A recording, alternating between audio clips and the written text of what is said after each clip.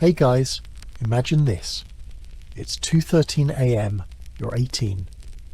You've been awake for 39 hours.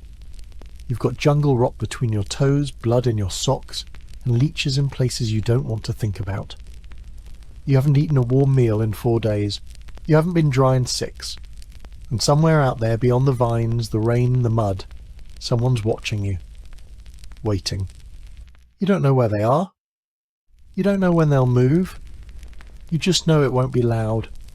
It'll be fast, quiet, final. This isn't boot camp. This isn't a movie. This is Vietnam. And it's not a place. It's a state of mind. One you never leave. If you'd like to hear more stories like this, real stories, from real hell, give it a like and subscribe. It helps us keep making them. And trust me, we've got a lot more ground to cover. Now close your eyes. You're not in your bed anymore. You're in the jungle.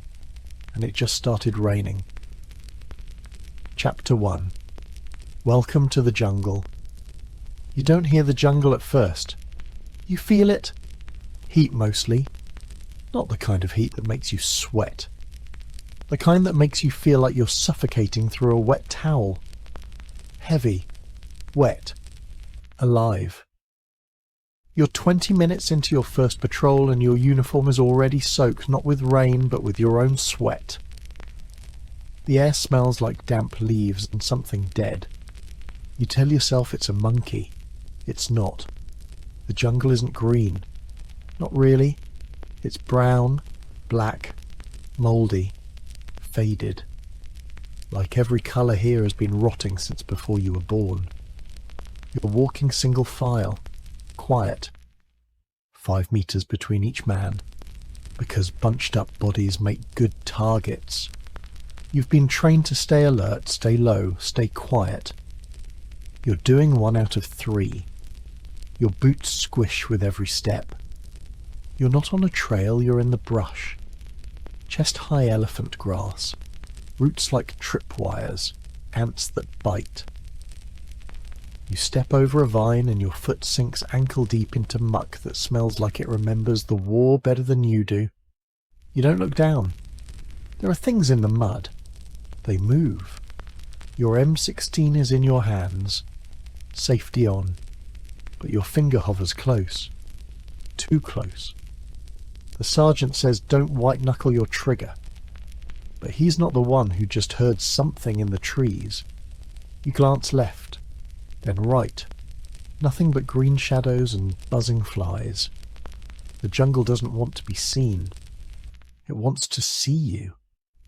The guy in front of you, Martinez from Queens, raises his fist. Everyone freezes. It's not a noise that stopped him. It's a feeling. You've had it too. That crawling sensation on the back of your neck. Like someone's watching. Like someone's aiming. You drop to a crouch. Your heart thumps in your throat. You can hear it in your ears. You try to breathe quiet. You fail. Martinez doesn't move. 10 seconds. 20. Then he waves 2 fingers. Keeps moving. Nothing there. Maybe. You wipe your forehead. It doesn't help. The sweat just spreads. It's quiet again. No birds. No frogs. Just the buzz of insects and the soft wet sound of your squad moving like ghosts through the trees. You check your ammo pouch. Full. Check your canteen. Half. Check your gut. Churning. You've never been more alert in your life. You've also never been more tired. The jungle is like that. It doesn't need bullets to kill you. It just waits. Wears you down. 1 mosquito bite at a time. 1 blister. 1 bad step. Until you stop moving and it swallows you. You keep going. Because that's what you're told. Because stopping feels worse.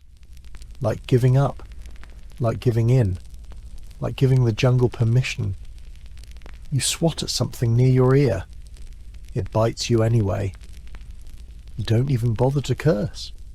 A tree branch slaps your helmet. You duck. Too late. The sound is loud in the quiet. Someone behind you hisses, "Watch it." You nod. Don't speak. Nobody speaks. And then it hits you. This is day one. This is just day one. No firefight. No ambush. No tripwire. No punji pit. Just walking. And already, your legs feel like jelly. Your back's on fire. Your rifle feels like it's made of lead. You'd give anything to sit. Just 5 minutes. But the sergeant's still moving. So you move too. That's the game. Don't be last. Don't stop. Don't let the jungle see your weakness. You hear a branch snap off to the left. Too sharp to be wind. Too big to be a squirrel. You freeze again. Martinez drops low. You follow. Your heart jumps into your throat. Nothing. Silence.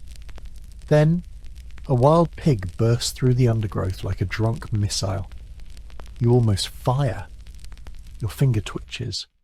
But you hold. Martinez laughs. Soft. Dry. Like the air just got sucked out of his lungs. You almost join him, but the laughter sticks. Doesn't come out. Because that pig could have been a man. And if it was, you'd be dead. That's the real lesson here, right? Not who you shoot. Who you don't. The patrol moves on, and so do you. After a while, you stop thinking. You just follow boots. Follow shadows. Follow the rhythm of breath and silence and brush and breath again. You want a break. You want to sit. You want a cigarette. Hell, you want to cry. But you don't do any of that. Because the guy behind you is watching. And the guy behind him, and nobody wants to be the weak link. So you press on. Deeper into the green. Deeper into the unknown. Welcome to the jungle. You're going to hate it here. Chapter 2. The smell of death is always wet. The first time you smell it, you think it's a dead animal. Rotten meat. Warm. Heavy. Sweet in the worst way. It clings to the inside of your nose like it's trying to move in. You gag, quietly. No one else reacts. You look at Martinez. Nothing. Nguyen, still walking. Even the sergeant stone-faced, unmoved.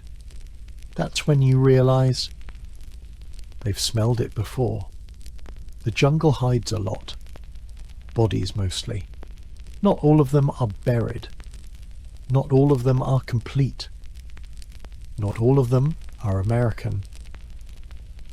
You come around a bend in the trail and there it is. Just off the path, half covered in palm fronds. Not fresh, not skeletal, just bloated. Dark skin, green uniform, flies. A rifle still slung over the chest like it died waiting for orders. The eyes are gone. The face is melted, but the boots are still on. That part gets you for some reason. Dead and rotting, but still wearing boots. You don't stare. You don't speak. You just keep walking. Because that smell, it's not special. It's not a warning. It's just part of the jungle. You smell it in the rain. In your gear. In your mouth. Sometimes, when you wake up gasping. Like it seeped into your tongue while you slept. After the third body, you stop checking. After the fifth, you stop noticing. But the smell never fades. You could scrub your skin raw, it would still be there. Deep in your pores, right behind your eyes. They say smell is the strongest memory. Whoever said that? Probably served here. The sergeant signals a halt. Time for water. You take a knee, pull out your canteen. The water's warm, tastes like rust. But at least it doesn't taste like death. Not yet. Martinez lights a cigarette. You want to smack it out of his hand, not for the risk, but for the smell. Smoke and rot don't mix. But he doesn't care. None of them do anymore. You sit. Not on the ground, that's how you get bit. You find a log, check it for movement. Sit anyway. The jungle hums around you. Cicadas, flies, wind through dead branches. Somewhere in the distance gunfire. 3 pops, then silence. You wait, then nothing. Just like always. Someone behind you mutters, "That's not ours." You don't ask how he knows. You just nod. It doesn't change anything. After 10 minutes you move again. Deeper. Always deeper. And the smell, it follows. Because there's more. There's always more. Some you don't even see. You just feel it like a warning from the ground. Like the earth is exhaling its own trauma. Sometimes it's an arm. A hand sticking out from under a root system. One finger pointing at nothing. Sometimes it's fabric torn, faded, shredded by time. Sometimes it's just a boot. Still laced. Still filled. You step around them. Or over. Or through. And if you're lucky you don't step in. Because that happens too. And when it does you don't forget. Not the texture. Not the squish. Not the sound. Not ever. The jungle is a graveyard. No tombstones. No prayers. Just rot. No one gets buried out here. The ground's too hard. The time too short. And there's always another mission. You used to flinch. Used to feel a tightness in your chest when you saw a face. Now it's just part of the trail. Check your sector. Check your 6. Check your boots. Move on. You see a guy puke, once new guy. Day 2. Threw up right next to a bloated VC they'd found tangled in vines. Didn't even smell worse than the rest. He just couldn't take it. He didn't last the week. Not because of combat. Because he couldn't stop throwing up. Got pulled for dehydration. They called it evac. But you know what it really meant. He cracked. You don't blame him. Everywhere you walk on death. Old battles. Failed patrols. Forgotten men. There are no grave markers. No names. Just bones in the brush. Just ghosts in the trees. Sometimes you swear you hear whispering. Could be the wind. Could be your brain. Could be them. You don't ask. You don't want an answer. You keep walking. Because the smell isn't a message. It's a promise. This is your future. One misstep. One unlucky second. And you join the rot. And if you're lucky, if the jungle likes you, someone might smell you too. Weeks later, on another patrol, and they'll wrinkle their nose, gag quietly, and walk on. Because that's just what you do out here. You don't bury the dead. You carry their smell. Chapter 3. Invisible enemy. Always watching. You don't hear them. You never do. That's what makes them terrifying. Not their weapons, not their numbers, their silence. The jungle belongs to them. They don't move through it, they melt into it. You swear you could walk right past a squad of them and never notice. Maybe you already have. Maybe you did this morning. You step through the underbrush trying to be quiet. You're not. You never are. Every footfall is a crunch, a squish, a snap. Every breath sounds like betrayal. The sergeant raises a fist. Everyone stops, instantly. You crouch. You wait. You listen. Nothing. But that's the problem. It's too quiet. No bugs, no birds, no wind.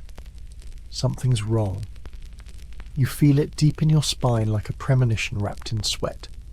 Then you hear it. Maybe. A rustle? A whisper?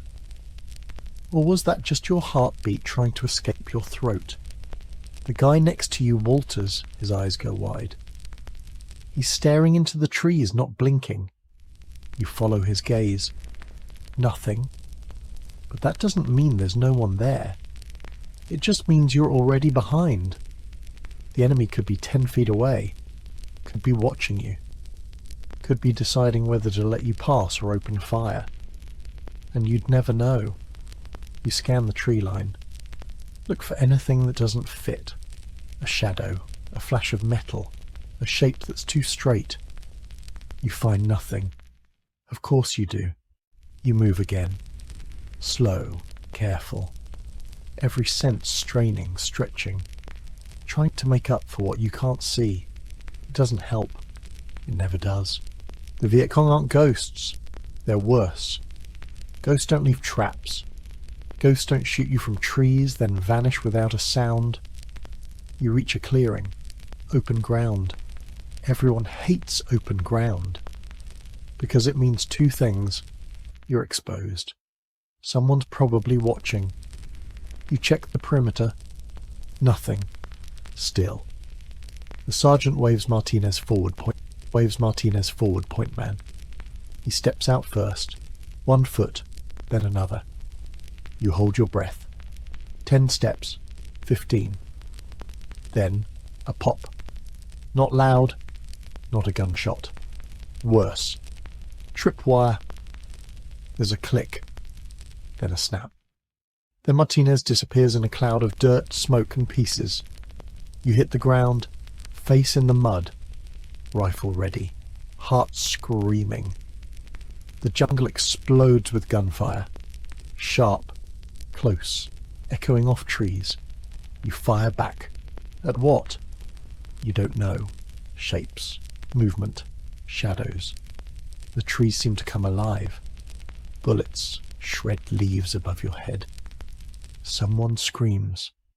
You don't know who. Could be you. Return fire. Short bursts. Controlled. That's what they taught you. But you can't even see what you're aiming at. A muzzle flash lights up behind a stump. You fire 3 rounds. Hear nothing. See nothing. Then silence. Not a retreat. Not a victory. Just silence.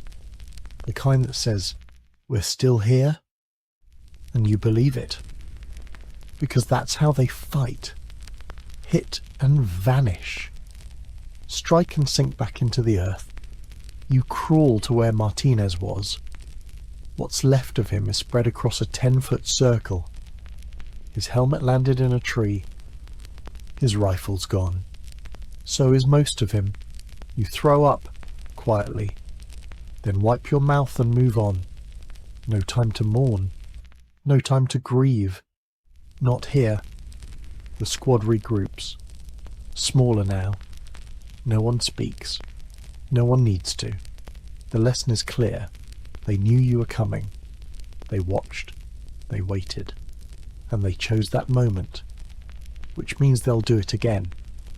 Whenever they want. You move out. Every step now feels like a gamble.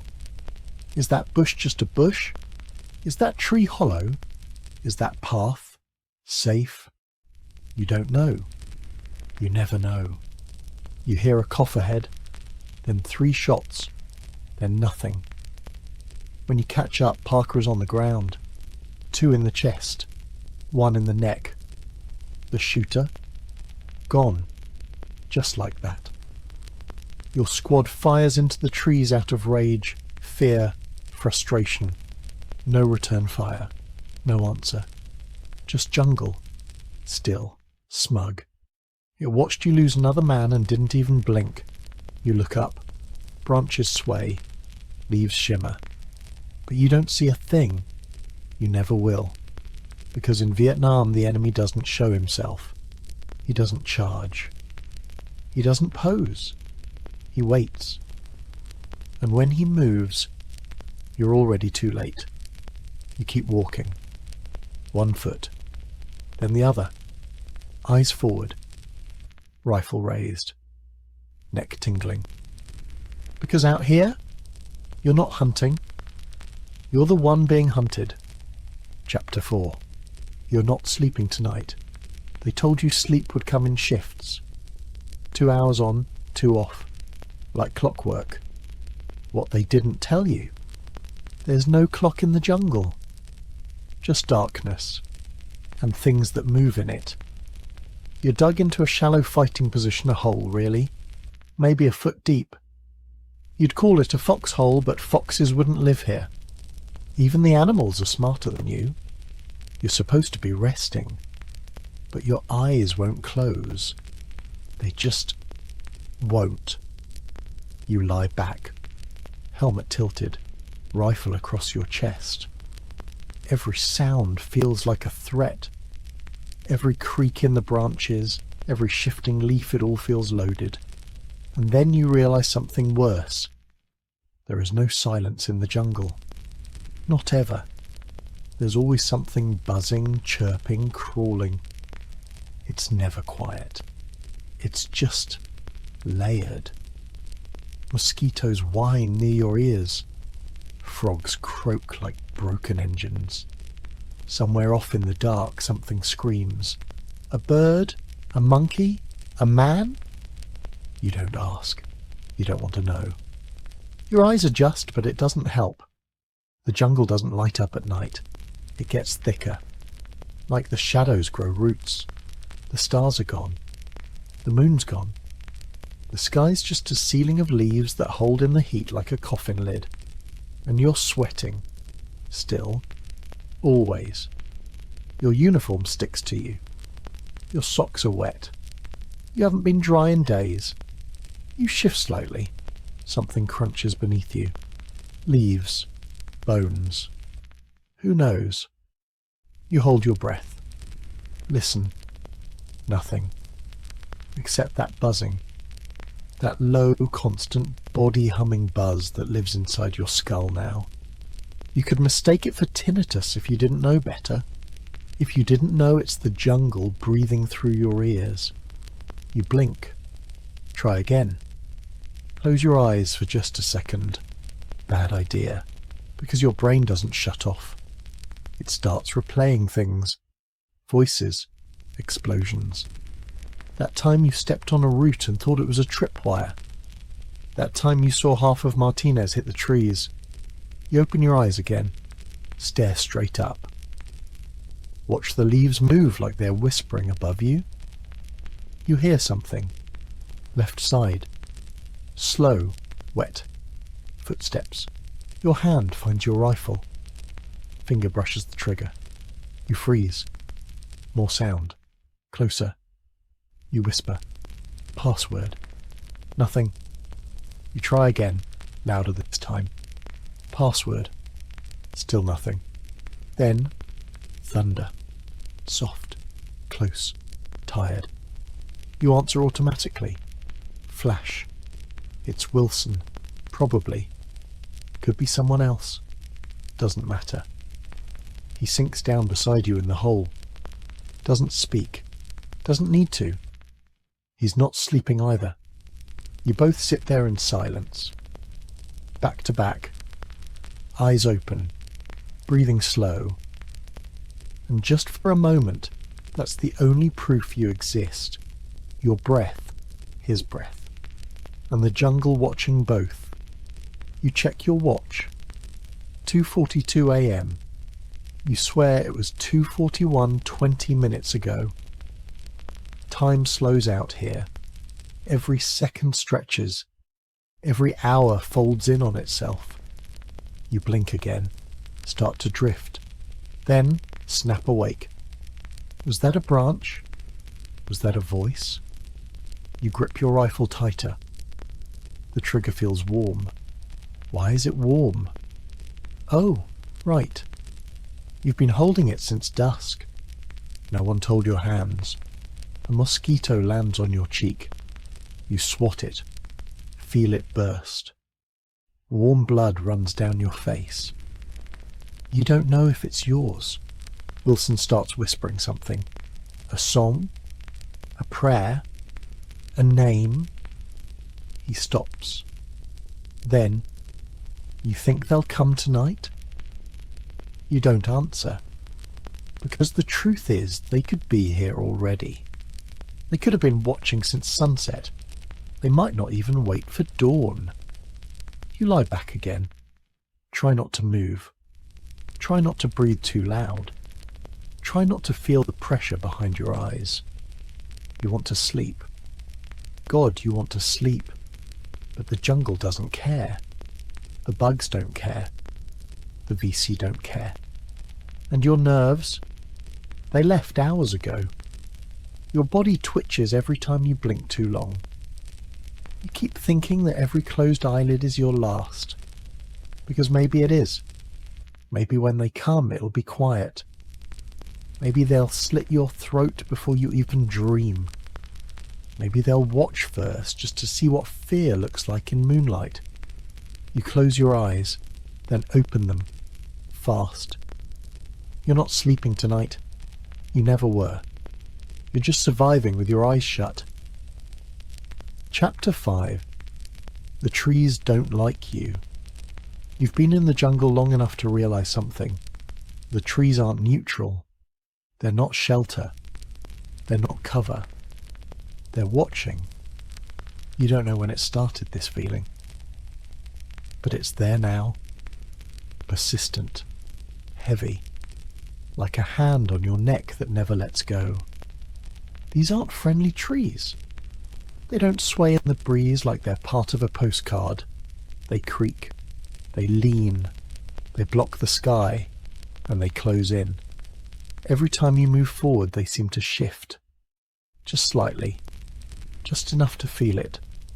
You blink and the trail looks different. You swear the trunk you passed an hour ago is somehow ahead of you again. You'd laugh if your mouth wasn't too dry. You step over a root. It grabs your boot like it wants to pull you under. You curse. Yank free. Keep walking. Martinez said it best before he got blown in half. This place is alive, and it doesn't like us. He was right. Because these trees, they know. They know who doesn't belong. They know who's afraid, and they don't forget. You wipe your forehead. Your hand comes back with dirt and a dead leaf stuck to your skin. The sweat doesn't cool you down anymore. It just makes you feel heavier. More like meat. Less like a person. You push through low branches. They snap back like they're angry. Scratch your face. Leave a line of blood across your cheek. You taste it. Salt. Copper. Rot. You've stopped caring. You stopped caring 2 patrols ago. The squad fans out. Spaced wide. Too wide. You glance left. No one. Glance right. Still no one. You're alone. Not lost. Not yet. Just alone. The trail narrows. Then disappears. Just vines. Bark. Fungus. You press on anyway. Because turning back feels worse. Like you'd have to admit the trees won. You duck under a thick, twisted limb.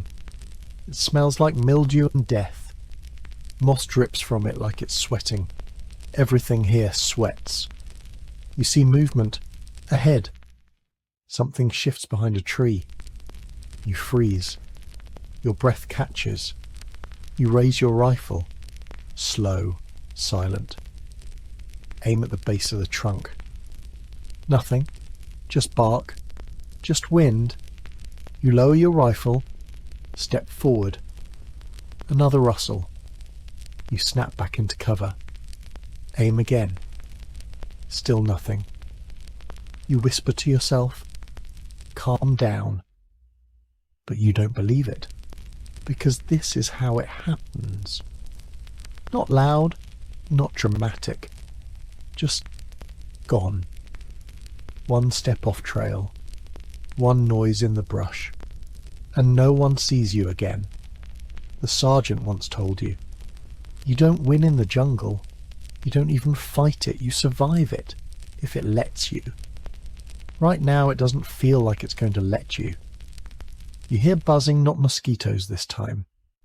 Deeper, lower, flies. You know what that means. You round a bend, brush back a curtain of vines, and there it is. A body. American. Long dead. Uniform shredded. Hands tied. Face gone. Propped up against a tree like a scarecrow.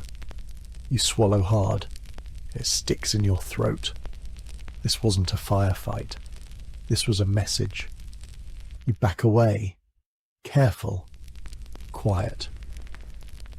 The tree above the corpse shifts slightly, just the branches, like it's watching. You rejoin the squad 20 minutes later. Wilson looks at you. You good? You nod. Lie through your teeth. He doesn't press. He knows. They all know. Because they've seen it too. They felt it. That pressure. That presence. The jungle isn't passive. It's not just a place you fight in. It's part of the fight. It hides your enemy. It hides their traps. It hides your fear until it doesn't. And every step you take through it, it takes something from you. A drop of blood. A patch of skin. A sliver of sanity. The roots trip you. The branches block your path. The vines tangle your feet. And the worst part, you start to believe it's on purpose. You spend enough time here and you stop fearing men. You start fearing bark, leaves, silhouettes that don't move. You dream of open spaces, of sky, of a breeze that doesn't smell like mould and memories. But you're not out yet. You're still here, still inside the lungs of something massive. Something ancient, something hungry. You step around a fallen log. It crumbles beneath your boot like it's hollow, full of termites, or bones. You don't check. You just keep going, because the trees are watching, and if they see you stop too long, they might keep you. Chapter 6. Mosquitoes and mortars. You thought it'd be the bullets, the traps, the ambushes. But it's not. It's the bugs. Mosquitoes specifically. They don't attack. They feed. Like it's their jungle and you're the buffet. You've got bites on your arms, your neck, your eyelids. Every exposed inch of skin is red, raw, swollen. Even the places you didn't think they could get. Yeah, they got there. You slap one. Miss. Slap again. It bursts. Your own blood splatters back into your face. You wipe it away with a sleeve that hasn't been cleaned since week 1. Martinez used to joke, they're not bugs, they're enemy scouts. You're starting to believe him. You stopped using repellent days ago. It doesn't help. They like the smell. It's like cologne to them, eau de fertility. The air is thick with them. You breathe in and catch one in your throat. You cough, choke, spit it out. Still twitching. Someone up ahead shouts, "Quit slapping, you'll give us away." Right. Sound discipline. Like the enemy needs to hear you to know you're here. They can smell you. And then, just when you think this day's hell is complete, boom. Mortar. Close. Everyone hits the dirt. Your ears ring. Your ribs rattle. Leaves rain down like confetti from Satan's birthday party. Another one closer. The ground jumps. You feel it in your teeth. You crawl. Low, fast. Find cover behind a termite mound the size of a car. Another explosion just behind you. You don't look. You never look. Because if you see who it was, you might stop. And if you stop, you die. The squad spreads out. Nobody knows where it's coming from. No eyes, no source. Just boom, and you're hoping you're not next. Mortars are like the jungle's way of saying, "Oh, you thought the bugs were bad." Another burst. This time a scream follows. You duck lower. Nguyen's down. Thighs gone. Bleeding out fast. The medic's on him in seconds, hands moving, voice calm, too calm. You hear him say, "He's not going to make it." You keep crawling. Because you're not a medic. You're not a hero. You're just trying to stay alive 5 more minutes. A shell lands in a tree. Bad place. The whole thing comes down. Branches snap like bones. One hits your helmet hard. You black out for a second. Just a flicker. You open your eyes. Still here. Still whole. Somehow. Your ears are full of cotton and chaos. Everything's muffled. You taste blood. Not sure if it's yours. You press your hands to the ground to push yourself up and feel something soft. You don't look. You know better. It's a body. Or what's left. The medic yells, "Move north! They're bracketing!" You don't wait for a second order. You run. Straight through underbrush that grabs your legs like it's trying to hold you down. Through puddles that smell like rot. Over roots that snap at your ankles. More mortars. More flashes. More screams. You keep running. Because that's all you can do. You hit a dry patch and dive behind a log. Your chest heaves. You're covered in mud, sweat, blood. None of it matters. None of it's clean. Around you the jungle's burning. Smoke rises in lazy spirals from the moss. Leaves are on fire. Birds are silent. The bugs? Still biting. Of course they are. Because here's the thing. The jungle doesn't care who fires what. The bugs don't care who lives or dies. They're just doing what they do. Feed, burn, repeat. The mortars stop. Just like that. Like someone flipped a switch. Silence again. Not peaceful. Suspicious. You peek over the log. See craters. See debris. See nothing else. No enemy. No shadows. Just aftermath. You rejoin what's left of the squad. Nguyen didn't make it. Neither did Walters. The rest of you sit. Not talking. Just breathing.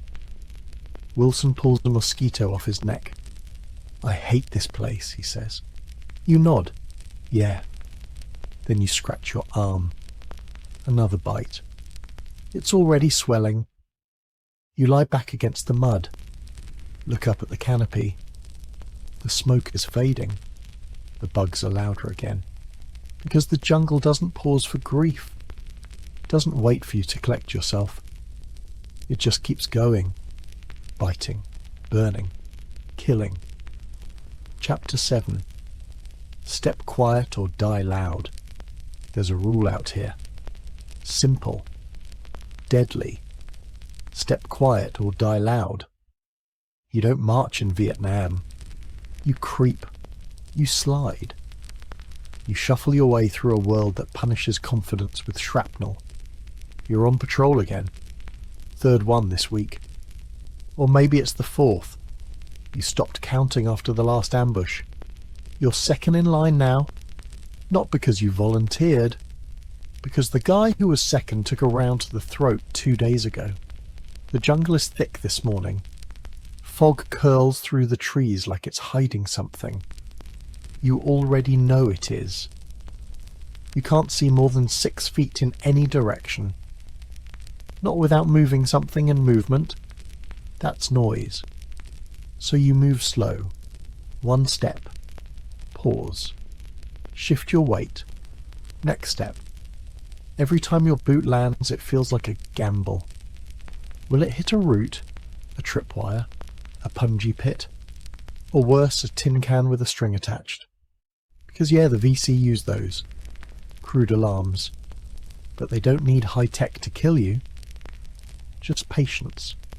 And your dumb foot landing in the wrong place. You pause behind a tree. Look ahead. Martinez gives the signal hold. You crouch, eyes scanning. The birds are chirping. Bad sign. It means no one's moving ahead of you. If they were, the jungle would be silent. The jungle hates war, but it hates sudden movement more.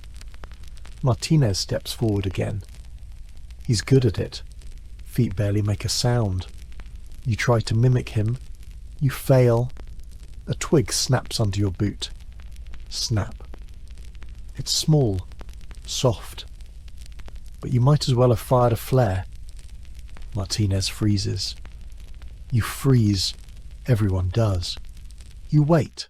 5 seconds. 10. Nothing. You breathe again. Then crack, crack, crack. Gunfire. Right. Side. You drop. Face first. Muzzle up. Scanning. You can't see them, but they saw you. Everyone spreads out. No orders needed. Just instinct. You crawl toward cover a hollow stump. Not great, but better than open ground. The bullets keep coming. Short bursts. Controlled. They know what they're doing. Your squad returns fire. Not blindly, but not accurately either. Because how do you shoot what you can't see? You squeeze off 2 rounds, hit a tree trunk, probably killed some bark. You duck, reload, wait for the next move, and then nothing. Silence again. You hear rustling, then footsteps, falling back. The enemy's gone, just like that. They weren't trying to win. They were reminding you, we're here. You wipe sweat from your brow. It stings your eyes. You blink it away. Martinez crawls back to you. Gives a nod. You nod back. Keep it tighter, he whispers.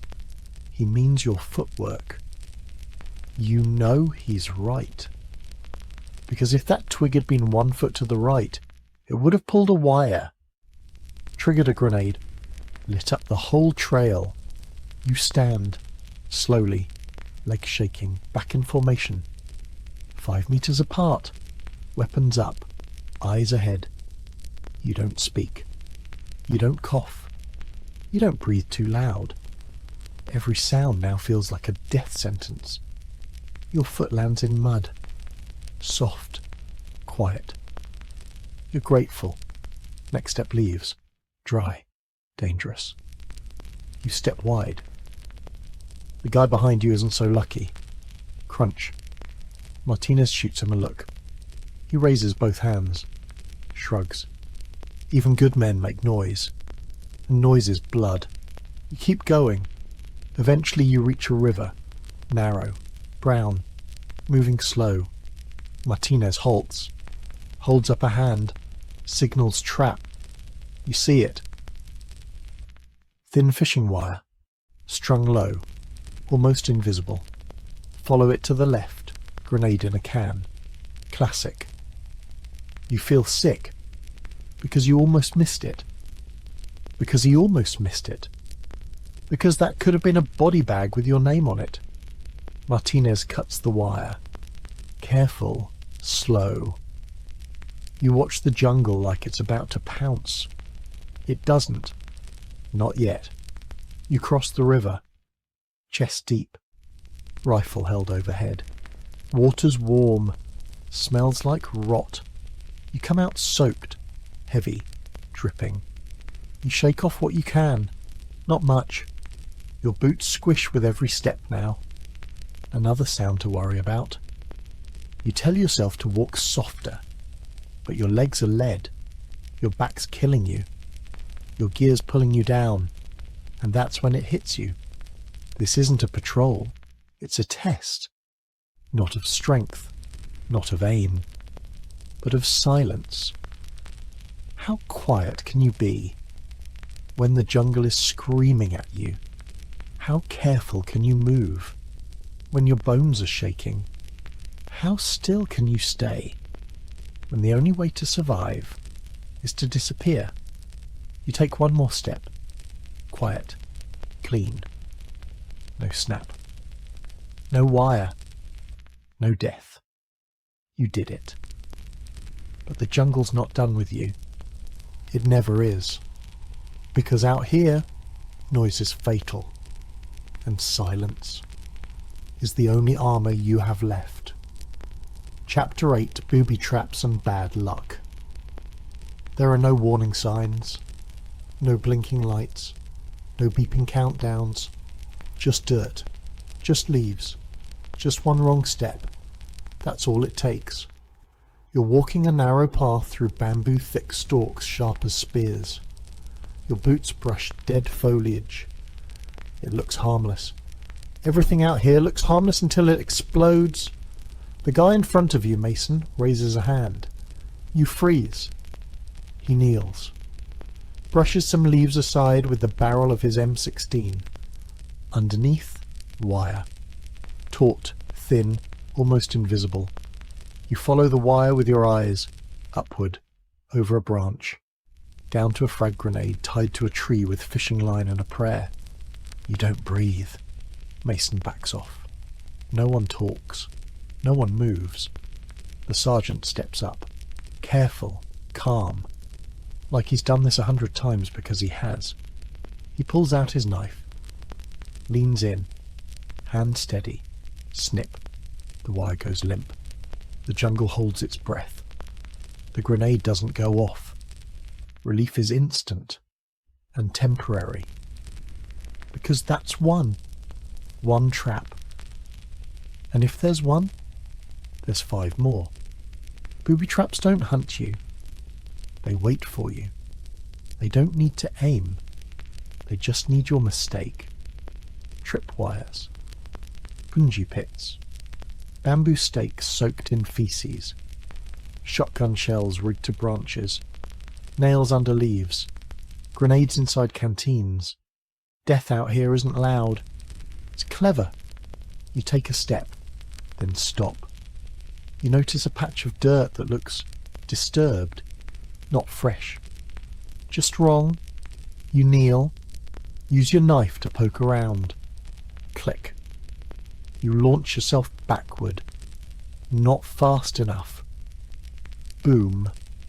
The blast isn't massive. Not like Hollywood. Just enough to shred your thigh and throw shrapnel into your ribs. You scream. Then you don't. Because the sound of your own voice is drowned out by your heartbeat thudding in your skull. You lie in the dirt. Face down. Mouth full of leaves. You can't feel your leg. You don't want to look at it. The medic's on you in seconds. He curses. Shrapnel deep. Might have hit the femoral. You laugh. Or try to. Cool. He doesn't smile. He jams a tourniquet above your thigh. Tightens until your vision goes white. You want to pass out. You're not allowed to. Martinez is covering you. Eyes on the brush. Gun up. No one says it, but everyone's thinking it. There could be more. There are more. They can't carry you out yet. They have to clear the trail first, because the next step might finish the job. The medic says something to Martinez. You catch 3 words. Get ready. Extraction. You want to ask how. You want to ask when.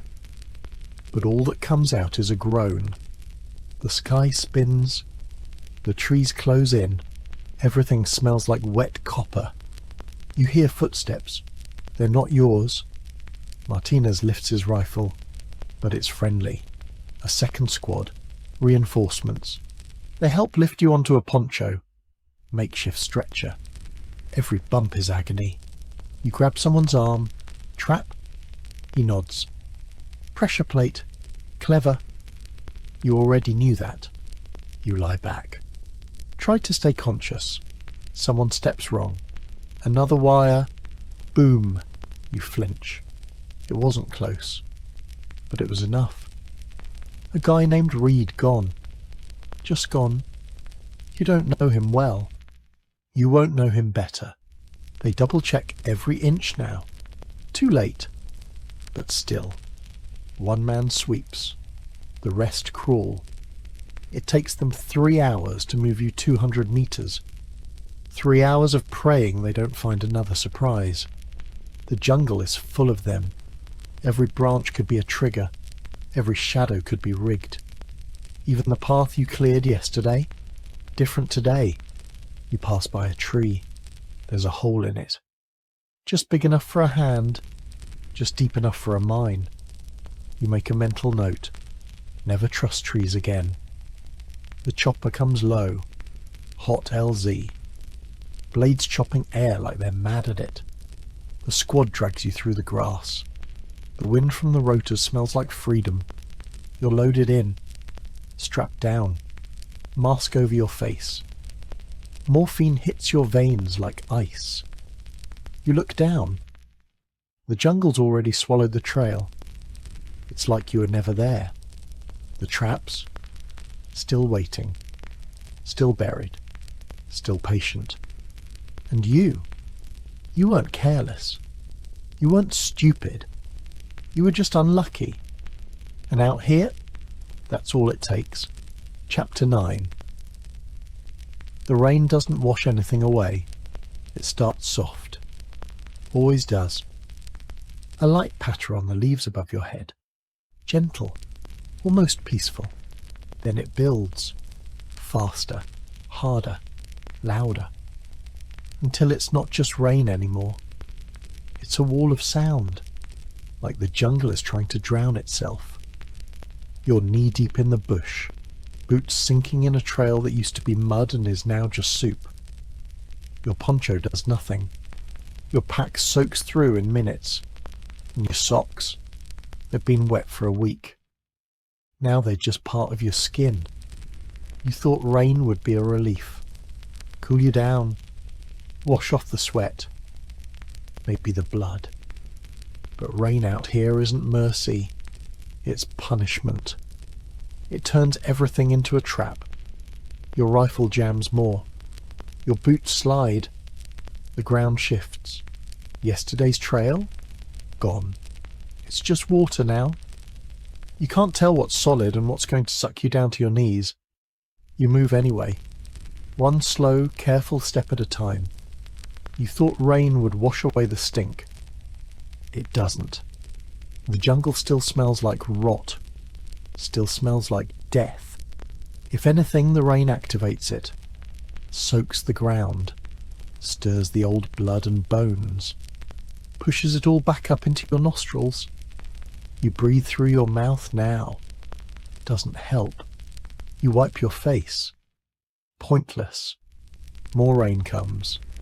It stings. Because the drops aren't clean. They're hot. Full of ash and dust and God knows what else. It gets in your eyes, in your gear, in your thoughts. Wilson slips ahead of you. Goes down hard. You help him up. Neither of you speak. What would you say?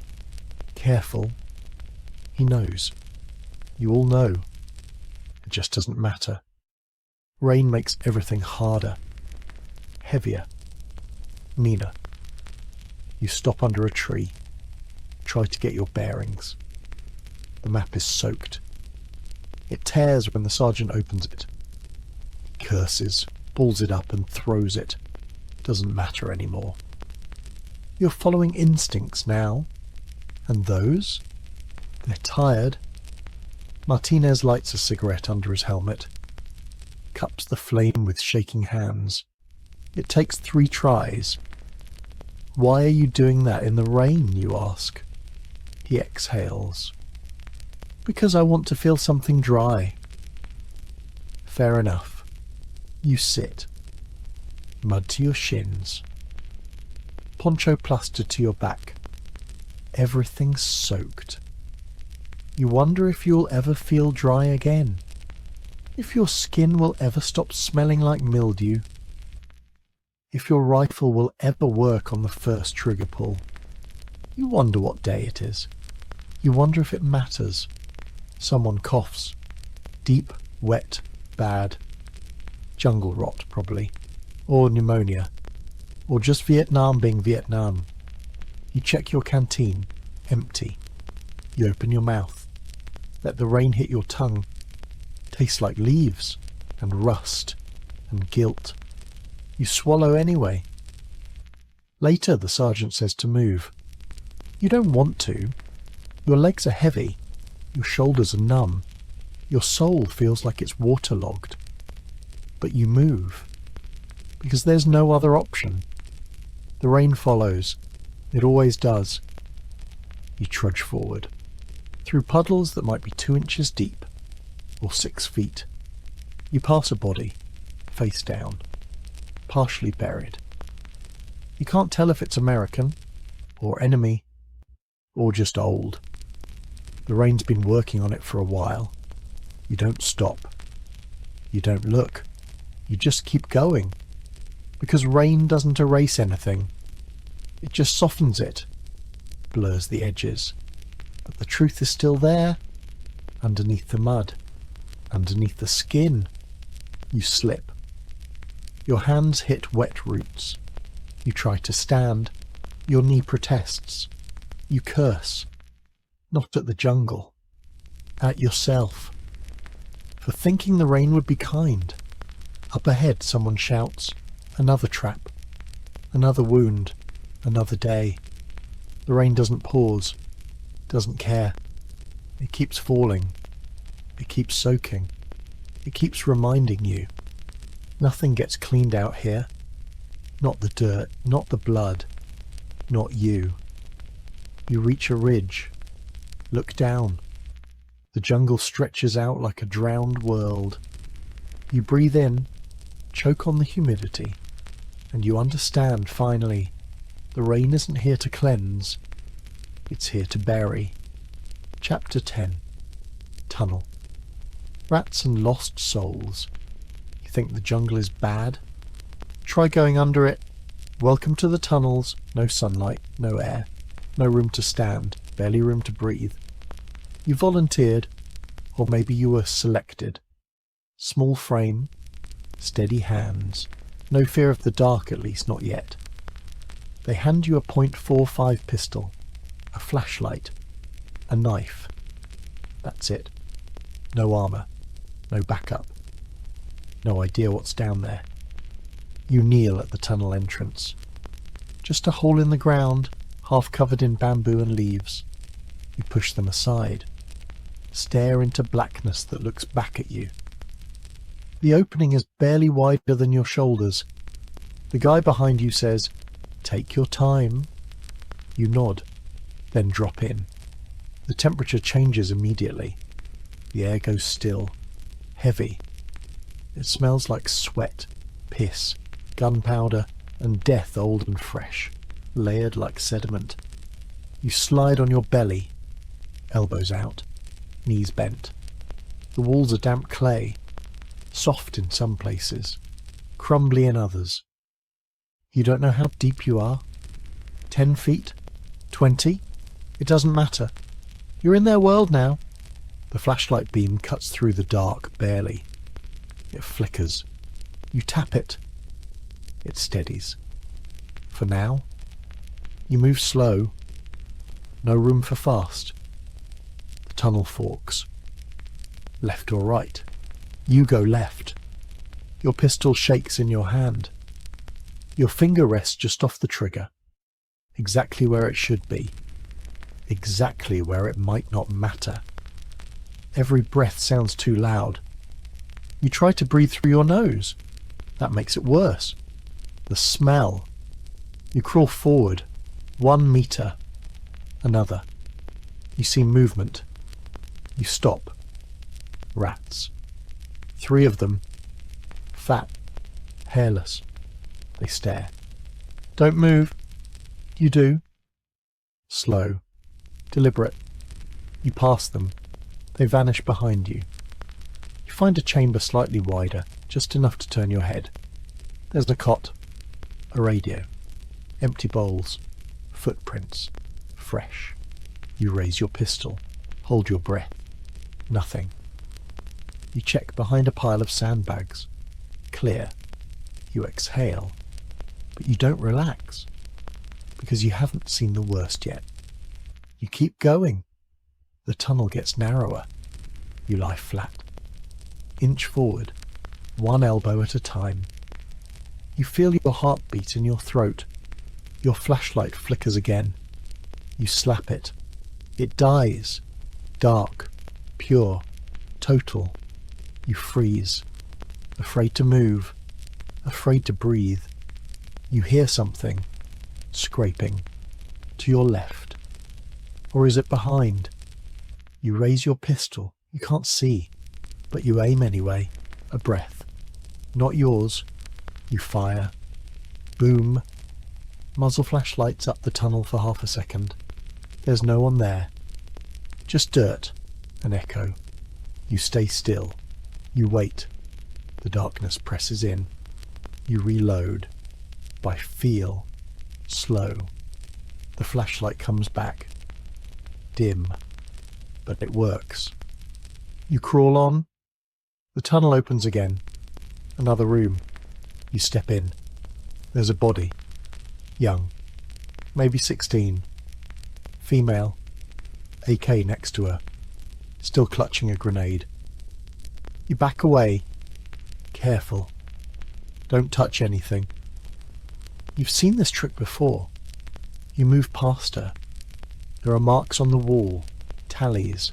Names. Some in Vietnamese. Some in English.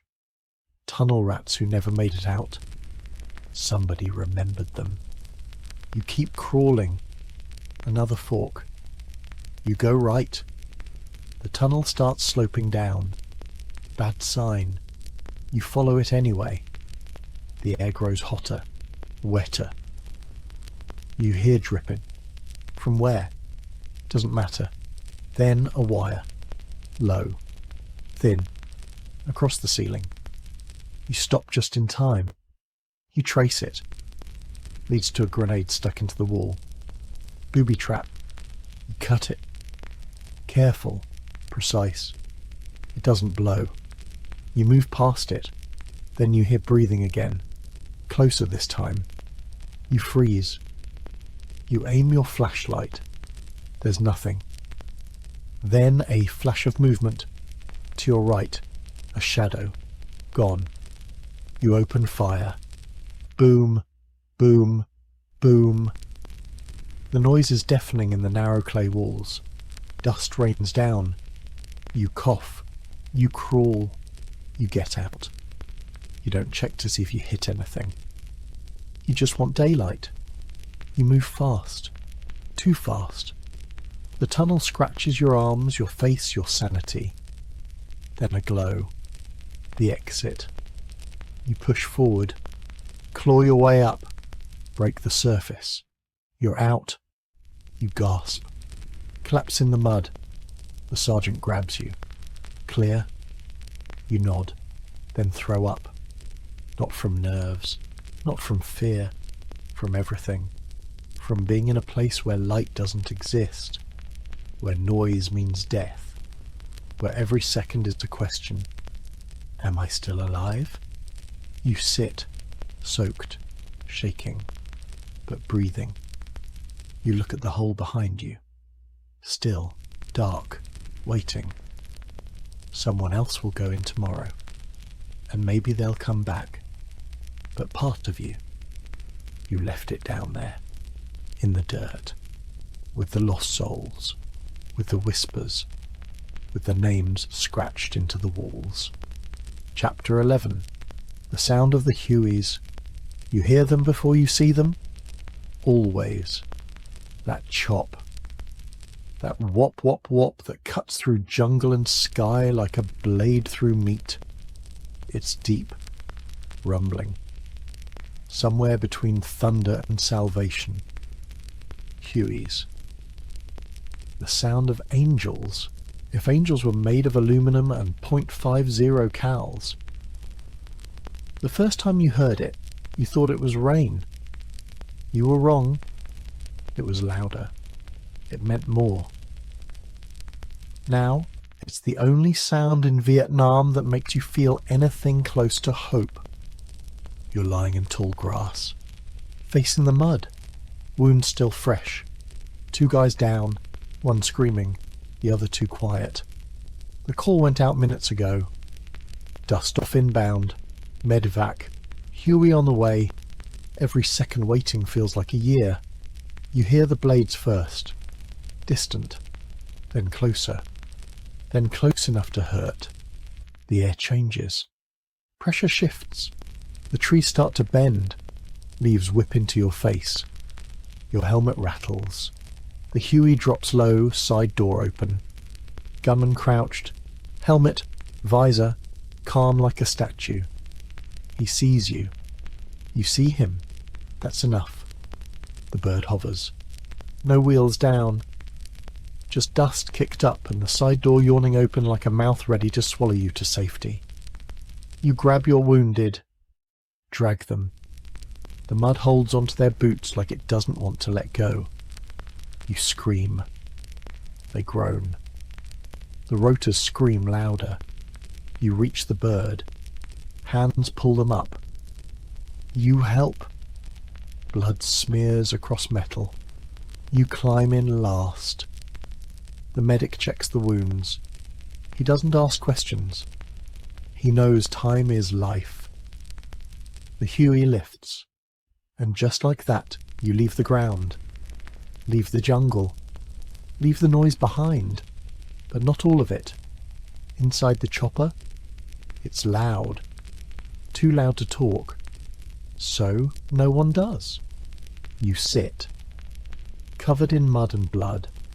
Holding onto a side rail like it's a lifeline. It is. You look out the open door. Wind hits your face. The trees blur below you. And for the first time in days, you see sky. Not through leaves, not through branches, just open. The wind smells like oil and freedom. You take a deep breath, cough, then try again. You look at the gunner. He's scanning, eyes always moving, barrel aimed at treetops, waiting. You look at your squad mate. He's gone quiet, eyes open, staring. The medic checks his pulse, shakes his head. You look away. The Huey banks left. You grip tighter. Somewhere in the far distance you see smoke. Might be a village. Might be a firefight. Might be your next stop. The Huey doesn't care. It'll go wherever it's told. Into hell. Out of it. Back in again. You land in a clearing behind the field hospital. White tents. Flies.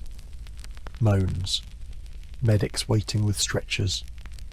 No time to talk. They grab your wounded. Carry them off. You stay in the bird. Because you're not done yet. The crew chief turns to you. Back out? You nod. He slaps the side of the bird. The pilot lifts. And just like that, you're back in the air. Back into the green. Back into the other side of the war. Because that's what Hueys are. They don't just rescue. They deliver. Infantry. Ammo. Medics. Death. You've ridden in Hueys with bullets in your leg. With blood on your boots. With a buddy's helmet in your lap and no head inside it. You've ridden in Hueys to nowhere. To places the map didn't name. To trails that led straight into the teeth of the jungle. And every time you climb in, you wonder if it's your last ride. Sometimes you hope it is. Because up here, in the sky, you feel human again. The jungle is far. The mud is far. The stink, the traps, the silence. All of it down there. You look at the gunner again. He's still scanning. Still watching. You see the tattoos on his arm. Live fast. Below that. Die quiet. Seems fitting. The Huey starts to descend again. Back into the trees. Back to your squad. Back to the fight.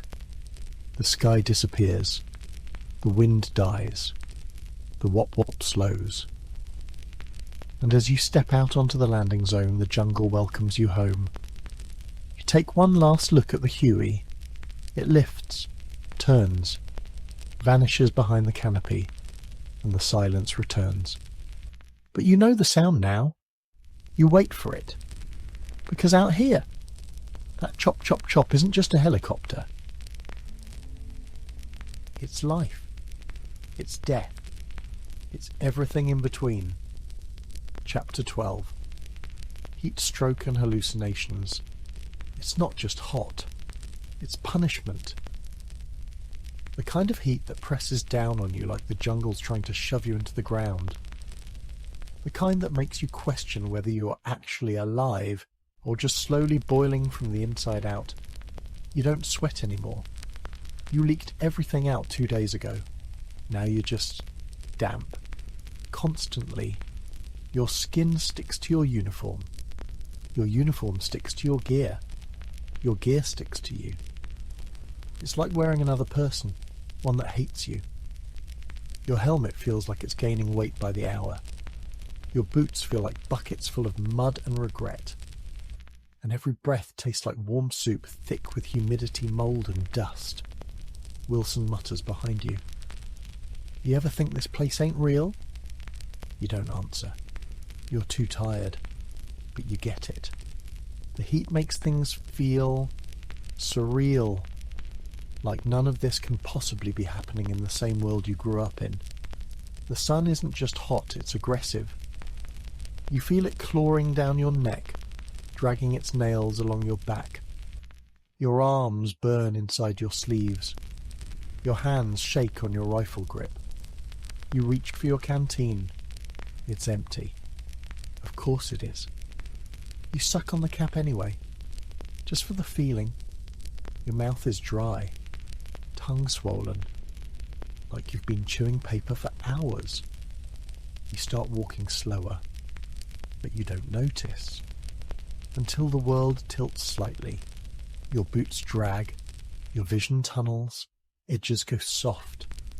The sergeant's voice comes from far away. Take a knee. You don't. You just fall. Right there, face down in a patch of dry leaves and broken sticks. Hand still on your rifle. Finger still on the trigger. It takes them a minute to notice. You don't respond when they shout. Your brain hears it. But the rest of you, gone offline. They roll you over. Pour warm water into your mouth. Most of it spills down your chin. You hear Wilson say, "He's out of it. Heat stroke." You try to say something.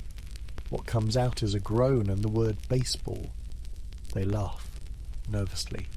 Your body doesn't move anymore. But your mind, it's wide open. You see things, shadows, hands reaching through the trees, a deer in a football helmet, your mother standing waist-deep in a rice paddy holding a birthday cake. You blink. She's gone. Now it's Martinez, except he's whole, standing, smiling. And then not. He explodes. You flinch, jerk upright. Except you didn't move. You thought you did, but your body isn't listening anymore. Your skin feels cold and hot at the same time. You can't stop shaking. You smell something sweet rot sweet. The smell of too much sun and not enough life. The medic finally hits you with something salt tab, maybe. Water. A wet rag on the back of your neck. You blink again. The sun is still there. So is the jungle. But now it's all wrong. The trees are leaning. Your rifle's made of snakes. The ground is breathing. You try to speak. You say, "Tell my mum the lawn's not safe." Nobody answers. Because they've seen it before. Heat stroke. It melts you. Not fast. Slow. Efficient. It breaks the part of your brain that keeps you tethered to reality. Then it laughs while you drift away. You fade in and out for the next hour. Sometimes you're in Vietnam. Sometimes you're home. Sometimes you're floating above the patrol, looking down at your body lying there like a discarded uniform. Eventually, the sun starts to dip. You sweat again. That's good. The medic says so. Your vision steadies. Shapes stop shifting. The jungle goes back to being just a nightmare, not a hallucination. You sit up. They offer you a canteen. You sip. Hold it down. The sergeant crouches next to you. You good? You nod. Lie. Then let's move. And just like that, you're walking again. One foot in front of the other. Still lightheaded. Still weak, but alive. Barely. The heat's not done with you. It never is. You'll be back tomorrow. Worse. Hungrier. And next time, you might not come back. Not your body. Not your mind. Because in Vietnam, the bullets aren't the only killers. Sometimes the sun pulls the trigger. Chapter 13. The ground hates you too. You thought the sky was your enemy. Then the jungle. Then the heat. Then the bugs. Then the rain. Now you realize you forgot one. The ground. Yeah, the dirt. The thing you stand on. The thing that's supposed to be neutral. It's not. It hates you. Every step is a betrayal. Every footfall a gamble. You never know if the next inch of soil is going to hold your weight or swallow it. Because in Vietnam, the earth isn't solid. It's sick, soft, shifty, deceptive. You walk through fields that look dry and drop to your knees in sucking muck that smells like mouldy rice and dead animals. You step into a clearing and realise too late you're on a spider hole-lid bamboo and leaves covering a tunnel hatch. You learn real quick the ground out here isn't just terrain, it's strategy. It hides traps. It hides bones. It hides men. And sometimes it doesn't hide anything, it just decides to take your ankle. Twist, snap, fall. Now you're on your back. Rifle knocked loose. Boot tangled in roots like fingers trying to drag you under. You scream. Someone pulls you up. You limp for days. No sympathy. Because the ground does this to everyone.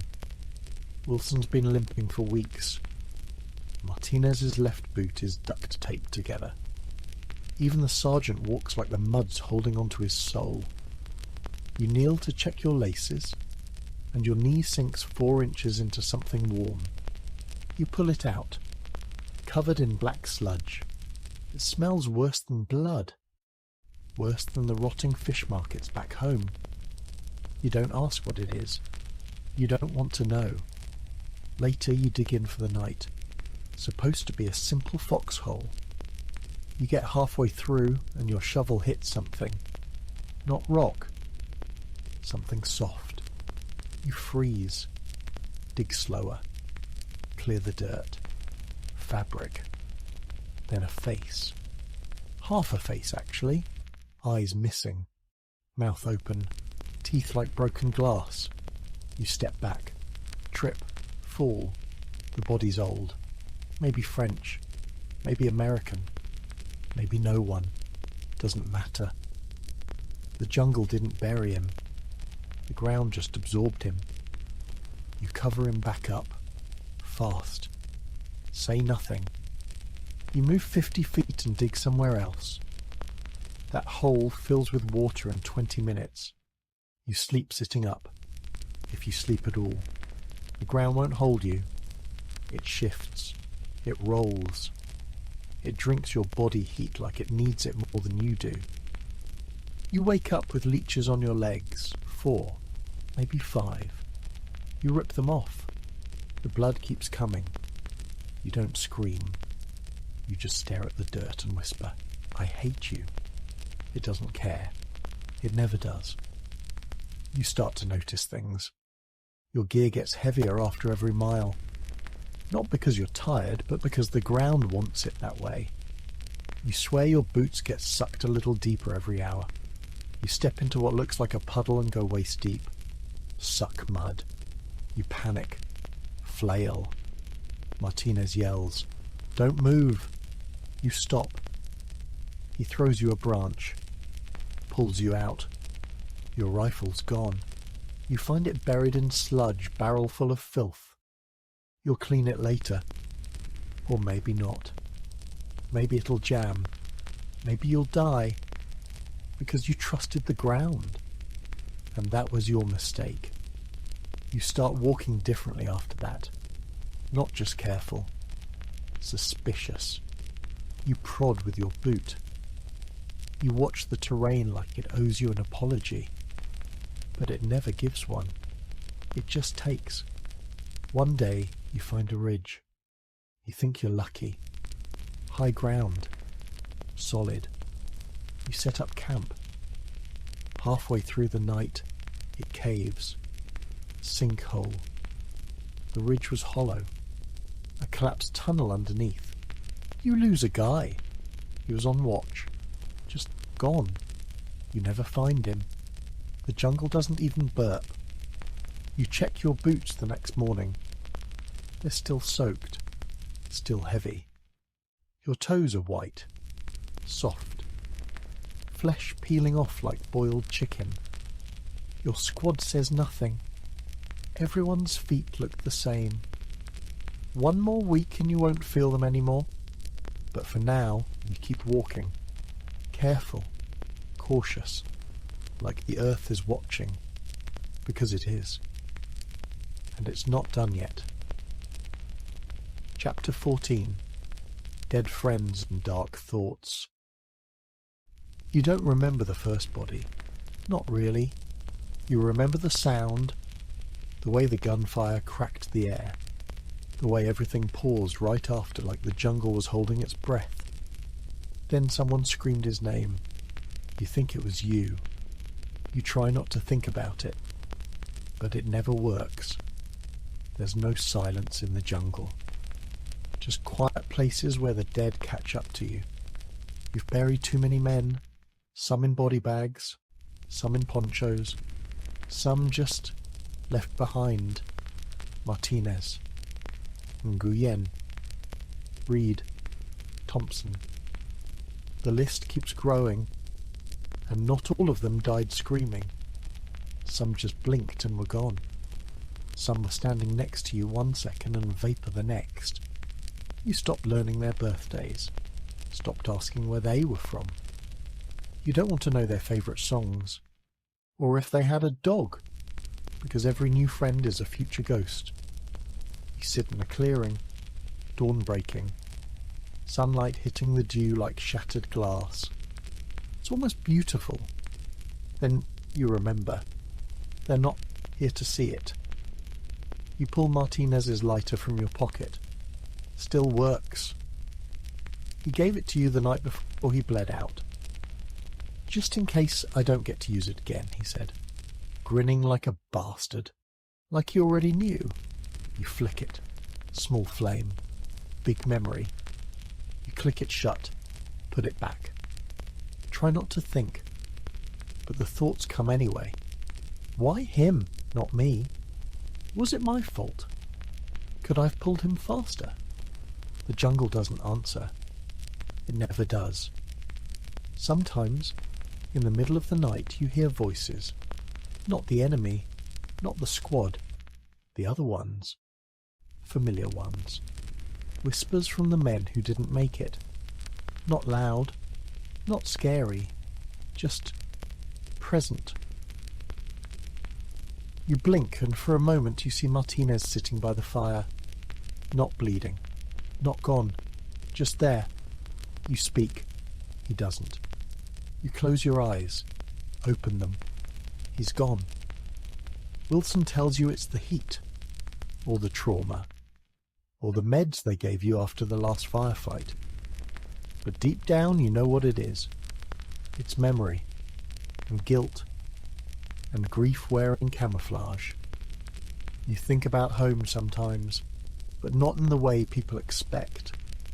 You don't picture the beach or a warm meal. You picture the absence, the silence, the way no one's yelling, no one's dying, the way you can walk across a room and not have to check the floor first. But then you wonder, how would that even feel? You've been here too long. You carry ghosts in your backpack, in your helmet, under your skin. They don't weigh much, but they're always there, and you can't talk about it. Not really. The sergeant doesn't. Wilson doesn't. No one does. Because if you open that door even a crack, everything might fall out. So you keep it locked, tight, compartmentalized. You move on, do the job, load your rifle, check your boots, walk the trail, because that's what they did. The dead ones. Up until the moment they stopped. You stare at your hands covered in grime, scabbed knuckles, dirt under the nails. You remember holding Martinez's hand as he died. He was shaking. Then he wasn't. You didn't let go until the medic pulled you back. Sometimes you still feel him there, in the space between your fingers, like he's holding on. Or maybe you are. Wilson walks up behind you. You good? You nod. Lie. Yeah. He sits down. Says nothing. You both stare at the jungle. Birds start to chirp.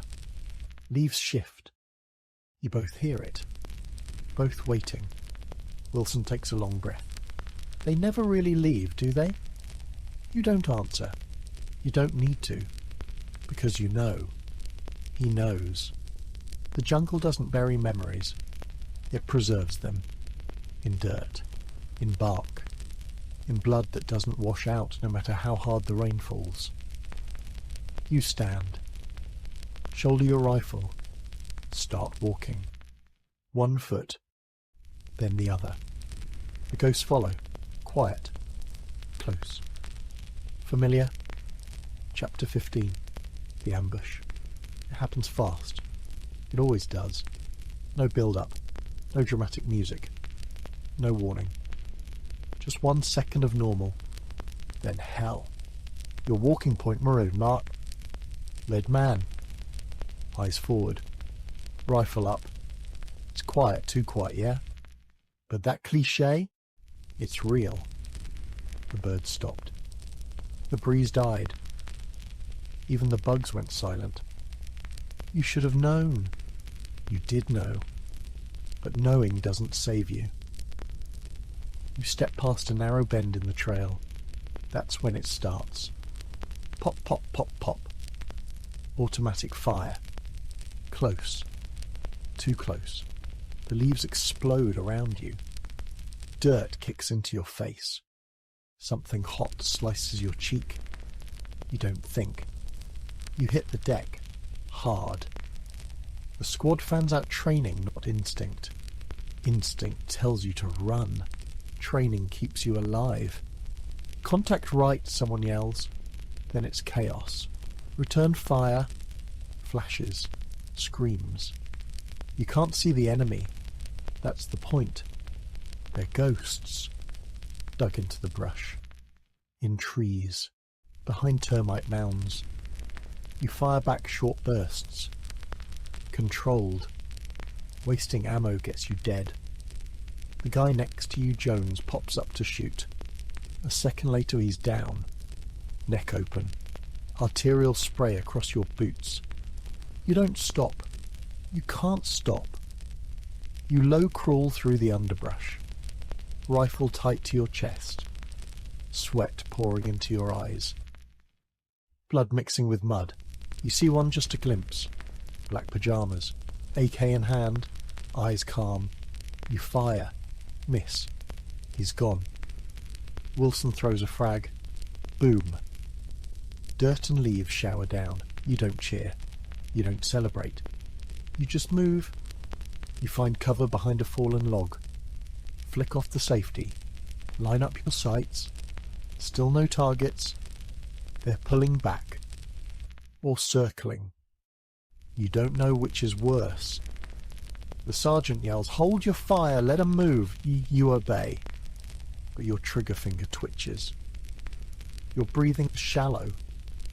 Every second feels like a lifetime stretched over a wire.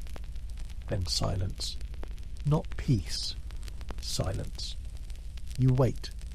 1 minute. 2. No movement. Just the smell. Smoke. Gunpowder. Burnt leaves. Blood. You check Jones. Dead. Eyes open. Mouth half a word. You close his eyes. No dog tags. Already taken. You tie a bootlace around his wrist with a note. Name. Blood type. Because if you leave him here, you want someone to know who he was. The medic's treating Yen bullet through the shoulder. He'll live. Maybe.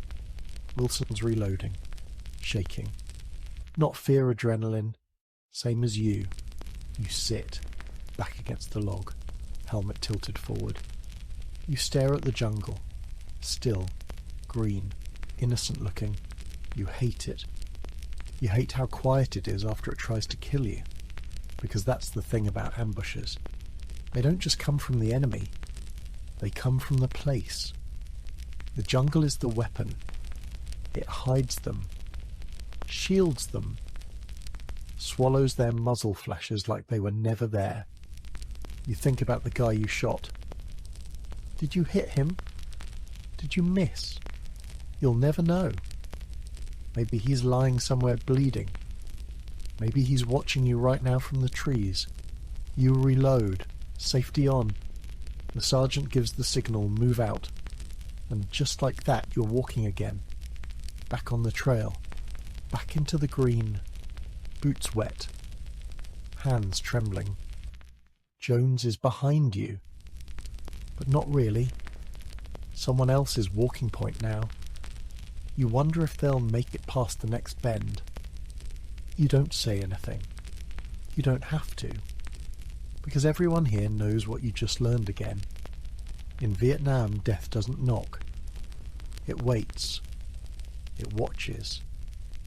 And when it decides it's your turn, it comes from everywhere. All at once. Chapter 16. Letters you never send. You try to write sometimes. Back home. To someone. Anyone. A letter to your mum. To your girl. To your kid brother who still thinks war is just uniforms and salutes. You open the notepad. Standard issue. Water-stained. Smells like mould and gun oil. You pull the pen from your pocket. The ink is half dry. Your hands are shaking again. You stare at the page. Then you write. Dear Mom. But the rest doesn't come. What are you going to say? The jungle tried to eat me again today. Martinez bled out holding my hand. I shot a kid by accident and didn't sleep for 3 nights. No, you write something else. I'm fine, don't worry. Line number 1. The food's not bad. Line number 2. We're doing good work out here. Line number 3. Then you stop. You sit there, pen hovering over the page, and wonder who you're trying to protect, her or you. Because if you write the truth, if you say what this is really like, what it's doing to you, you don't come back from that. So you write nothing. You tear out the page. Burn it with Martinez's lighter. Watch the ash drift into the bush. No letter this time. You try again the next day. Hey baby, I miss you. True. You miss her laugh. You miss her shampoo. You miss how she never understood how your boots were always muddy, even in good weather. You try to describe what it's like out here. It's hot. Real hot. That's not enough. The air sticks to you. The ground moves when you breathe. Nothing's clean. Nothing's safe. You stop again. Because she won't understand. Not her fault. But you can't explain it. You can't say, I saw a man die and I didn't feel anything. You can't say, I was relieved when it wasn't me. So you scrap it. Another letter gone. You look around. Guys writing letters. Some serious, some smiling. Wilson's laughing as he writes. You wonder how. You ask. He says. You lie. You nod. Makes sense. But some things can't be lied about. Like how every time you close your eyes you hear screaming. Or how you flinch when someone drops a tin can. Or how you wake up every night expecting to find your leg gone. You try one more time. This one's to yourself. If I don't make it out, tell them I tried. I really did. That one, you don't burn. You fold it. Stick it in your helmet, tucked under the liner, for someone to find, in case. You know the odds. You're not special, not invincible. You're just next in line. The sergeant calls for gear check. You put the notepad away. Wilson asks, You get anything down? You nod. Yeah, couple pages. He smiles. Good. Better out than in. Maybe. But here's the thing. Out here, words don't save you. They don't shield you. They don't stop the bleeding. They just sit in your pack, waiting to be found by someone who won't understand what you meant. You shoulder your rifle. Feel the weight of the gun, of the day, of everything unsaid. And you walk on. Because silence is the only thing the jungle doesn't echo. Chapter 17. Extraction is a lie. They told you there's always a way out. But if things go bad enough, you just call it in. Radio up. Mark the LZ. Wait for the bird. Extraction. One word. Heavy with promise. Sounds clean. Controlled. Almost gentle. But out here, it's just another gamble. You're pinned down. South of the river. Squad took fire from the tree line. You can't move. Can't flank. Can't breathe without catching a burst of AK. The sergeant calls it in. Hot LZ requesting immediate dust-off. Coordinates to follow. His voice is steady. Like he believes it'll work. You want to believe too. That someone's listening. That someone cares. But the jungle doesn't. It doesn't care if you're ready. If you're wounded. If you did everything right. It just waits. The minutes crawl. You fire when you can. Stay low when you can't. Martinez is gone. Again. You keep saying his name in your head like a chant. You lost Nguyen to shrapnel. You're not sure if he's breathing. Wilson's still shooting. But it's wild now. Not aimed. Not hopeful. Just loud. To remind himself he's not dead yet. Then the sound. That blessed whop whop whop of a Huey coming in fast. The jungle shifts. Leaves swirl. The air trembles. You see it break through the canopy. Low. Hard. But even before it hits the ground, you know it's bad. Rounds snap through the air. Punch through the trees. The Huey banks hard. Pilots dodging invisible fire. The gunner lays down a sweep of bullets that cuts through a grove of palms like paper. Still no clearance to land. Too hot. The bird hovers. Low. Wobbling. Bleeding fuel. Your squad drags bodies toward the LZ. Nguyen moans. You grab him under the arms. His blood soaks your sleeves. You run. Bullets rip through the grass at your heels. The chopper dips just enough. Wilson shoves you in. Jumps after. The crew chief waves his arms. No more. But the rest of them, they're still running. Still trying. Another burst. The jungle flashes red. One goes down. You scream. Reach. Nothing you can do. The Huey lifts. Fast. Too fast. You look down. The LZ is chaos. Fire. Blood. Shadows slipping through the trees. The ones left behind are still fighting. You're in the air. You're leaving. But your heart isn't. Because extraction isn't rescue. It's survival. For whoever fits on the bird, whoever made it 10 seconds faster. And even when it works, you're not free. They drop you at the fire base. You jump out. Nguyen gets rushed to the tent. You collapse in the dirt. And all you can think is, I got out.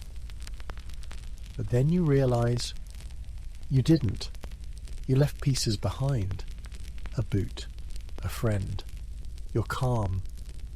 You hear the Huey lift again. Going back in. Maybe this time they'll get the rest. Maybe not.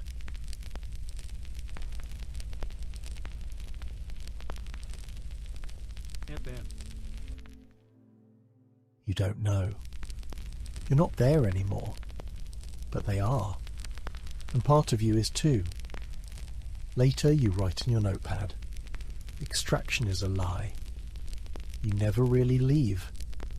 You just get further away from the noise. That night you wake up screaming. You tell the medic it was just a dream. He nods. Doesn't believe you. Because he's heard it before. Because he's screamed too. You sit alone for a while, staring into the jungle beyond the wire, listening for rotors. But it's quiet. And that's the worst sound of all. Chapter 18. Home is further than you think. They say you're going home soon. The word spreads through the firebase like smoke, thin, hard to trust, maybe toxic. Rotations up. Orders confirmed. Plane in 2 weeks. You should feel something. Relief. Joy. Hope. But instead you feel nothing. You're numb. Like your brain doesn't believe it. Like it's a trick. Because home doesn't feel real anymore. It's not a place. It's a theory. You try to picture it. Your street. Your kitchen. Your girl's laugh. It all feels too quiet. Too clean. Like a movie set. Not the world you belong to anymore. You sit on an ammo crate staring at your boots. They're cracked, filthy, smell like rot. You should toss them. Burn them. But part of you wants to keep them. Proof that you were here. That this wasn't all a dream. Wilson's flipping through a magazine someone mailed him. Girls in swimsuits. Bright smiles. Clean teeth. He stares at them like they're aliens. Think they're still real? He mutters. You don't answer. Because you're wondering the same thing. They give you the paperwork. Official. Your name. Your ID number. Stamped and sealed. You sign it with a pen that doesn't feel right in your hand. Congratulations, the CO says. You nod. Then walk out into the dirt. That night you stare at the stars. You haven't done that in months. Too dangerous. Too exposed. But now, what the hell? You lie back against your ruck and let the sky press down on you. You think about your mum, your dad, your girl, your dog. Do they think about you? The real you? The now you? The guy who hasn't heard silence in a year. The guy who checks every doorframe before entering. The guy who hasn't cried but isn't sure he can anymore.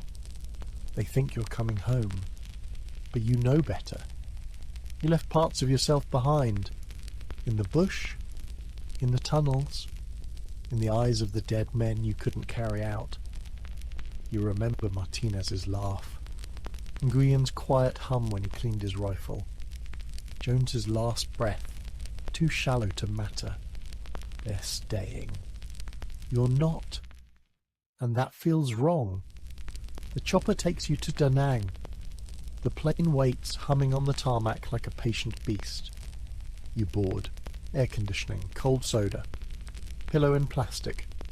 It all feels like a joke. You sit by the window, watch the runway slide past, then jungle, then water, and you think, is this real? You land 13 hours later. The air smells wrong. Too clean, too manufactured. People clap. You don't know why. You pass through customs. Someone smiles. Welcome home, soldier. You nod.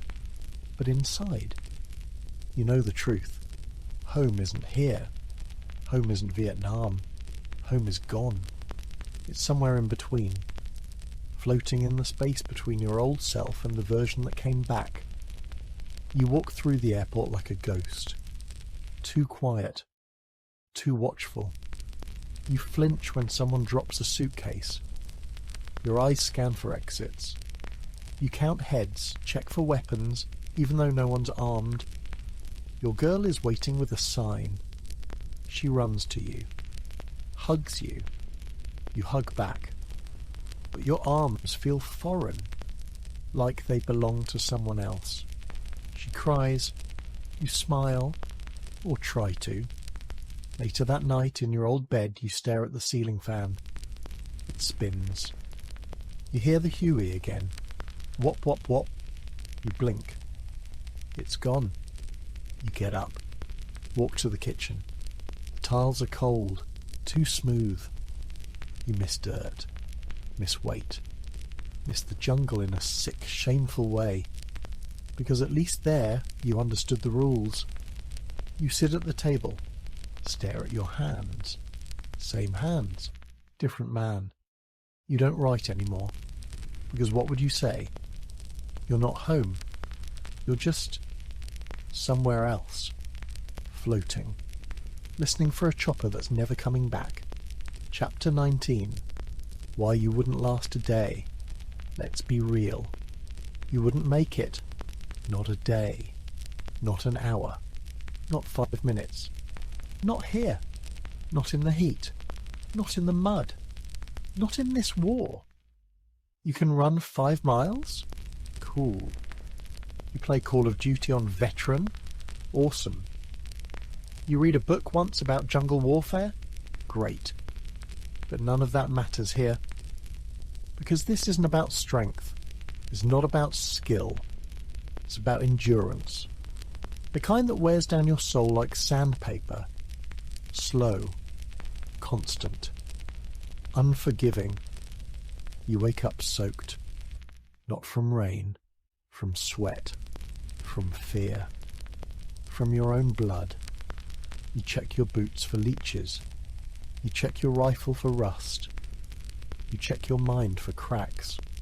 They're always there. The jungle doesn't attack you. It consumes you. Quietly. Patiently. The bugs won't stop. The rain won't stop. The rot, the itch. The cold sweat behind your neck, it never stops. You think you can handle being dirty? This isn't dirty. This is wearing the same uniform for 6 days straight, soaked in filth and death, where the stink becomes part of who you are.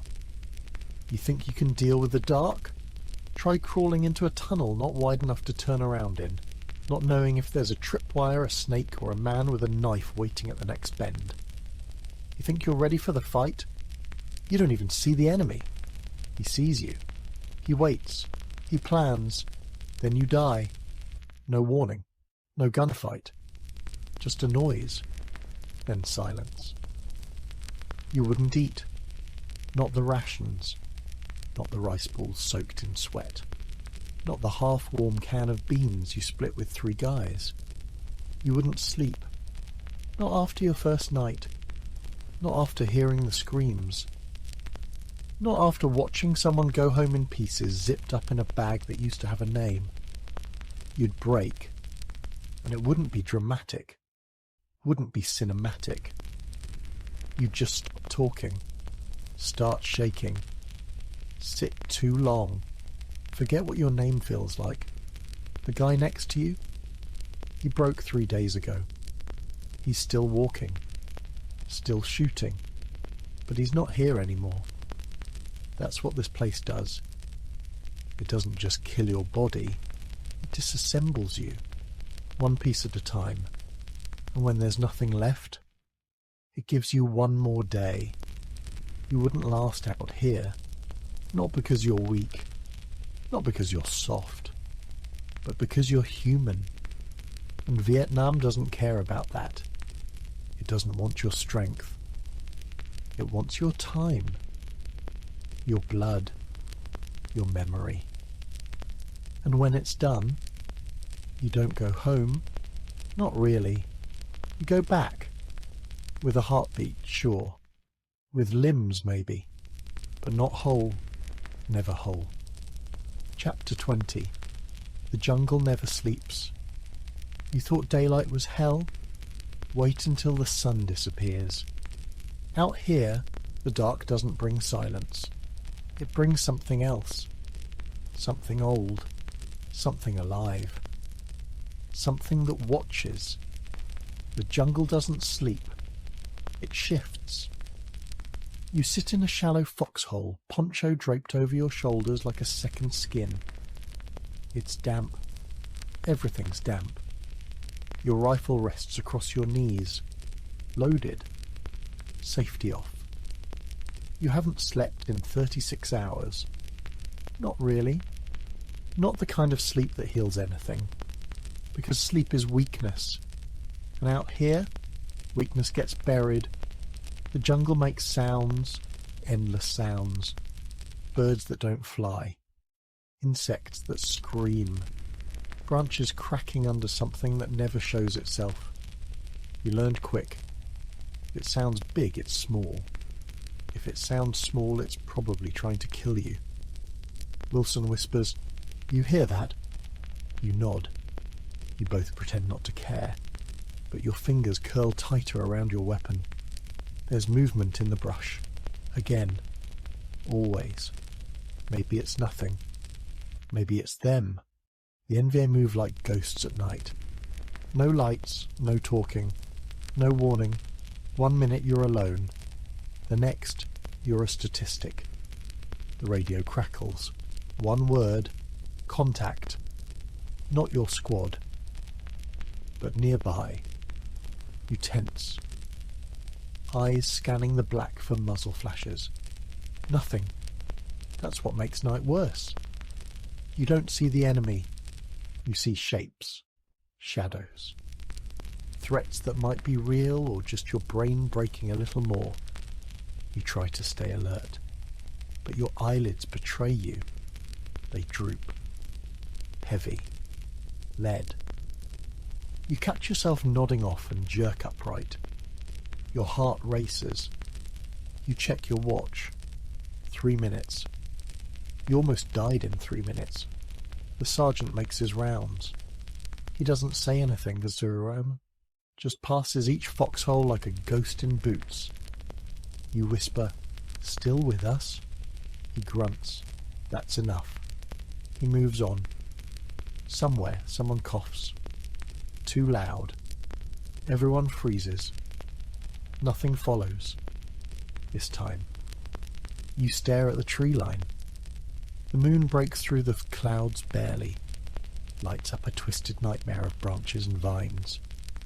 You think you see a figure. Then it moves. Or maybe it doesn't. You don't blink. Can't blink. Wilson nudges you. Tell me something. What? Anything. I gotta keep my head. You think. I once stole a chocolate bar from a gas station. He chuckles. You bastard. It's not much. But it's something. And out here, something human can keep you from slipping. You pass the time in silence. Not rest. Just waiting. You think about daybreak. But dawn doesn't bring peace. It just makes your targets easier to hit. and you realize the truth. The jungle doesn't care if it's night or day. It doesn't sleep. It just waits, listens, breathes. Right now, it's listening to you. Your boots shifting, your teeth grinding, your breath getting shallower by the hour. And it's wondering, will this be the night I take you? You grip your rifle tighter. Not tonight, but maybe soon, because out here sleep isn't rest. It's a choice. And sometimes you don't wake up. Chapter 21. Friendly fire isn't friendly. You're told who the enemy is, what they wear, where they hide. But no one tells you what to do when the enemy looks just like you. It starts with movement. You're in thick brush, moving slow, low, quiet. 3 clicks off the village. No contact yet. Too quiet. You raise a fist. Squad halts. You see it. Figures ahead. Crouched. Weapons drawn. Not yelling. Not charging. Just watching. Your heart spikes. You aim. Wilson whispers. You think they're VC? You squint. They're too far to call it. Shadows in camo. Then a muzzle flash. Crack. Someone yells. You dive to the dirt. Return fire. Controlled bursts. Your rounds chew into palm trees. The air turns electric with noise. You hear screaming now. Not foreign. English. You stop firing. So do they. Cease fire. Cease fire. Someone calls your unit's name. Your squad leader's name. The jungle goes still again. But it's not relief. It's dread. You crawl forward. Careful. That's when you see them. US uniforms. Faces just as scared as yours. Eyes wide. They look like you. Because they are you. Recon team. Split from the main unit. No radio. Wrong grid. No one knew they were out here. And now one of them's not going back. You step over to the body. Young. Too young. Bullet caught him in the throat. Yours? Maybe. Wilson's? Maybe. Doesn't matter. He's dead.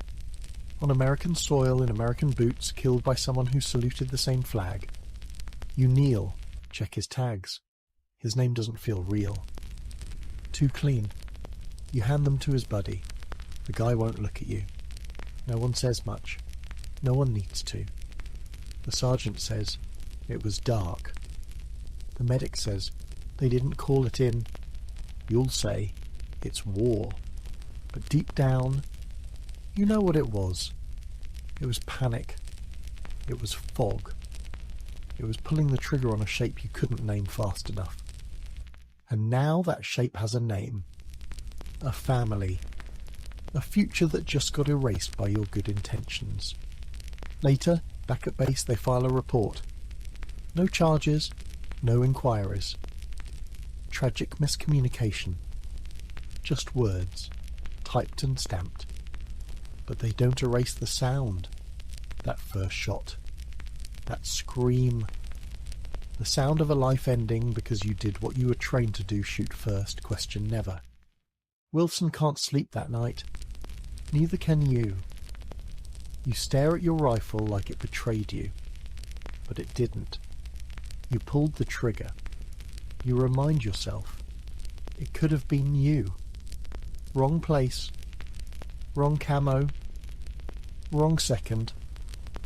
And someone else would be writing your name on a report that says regret.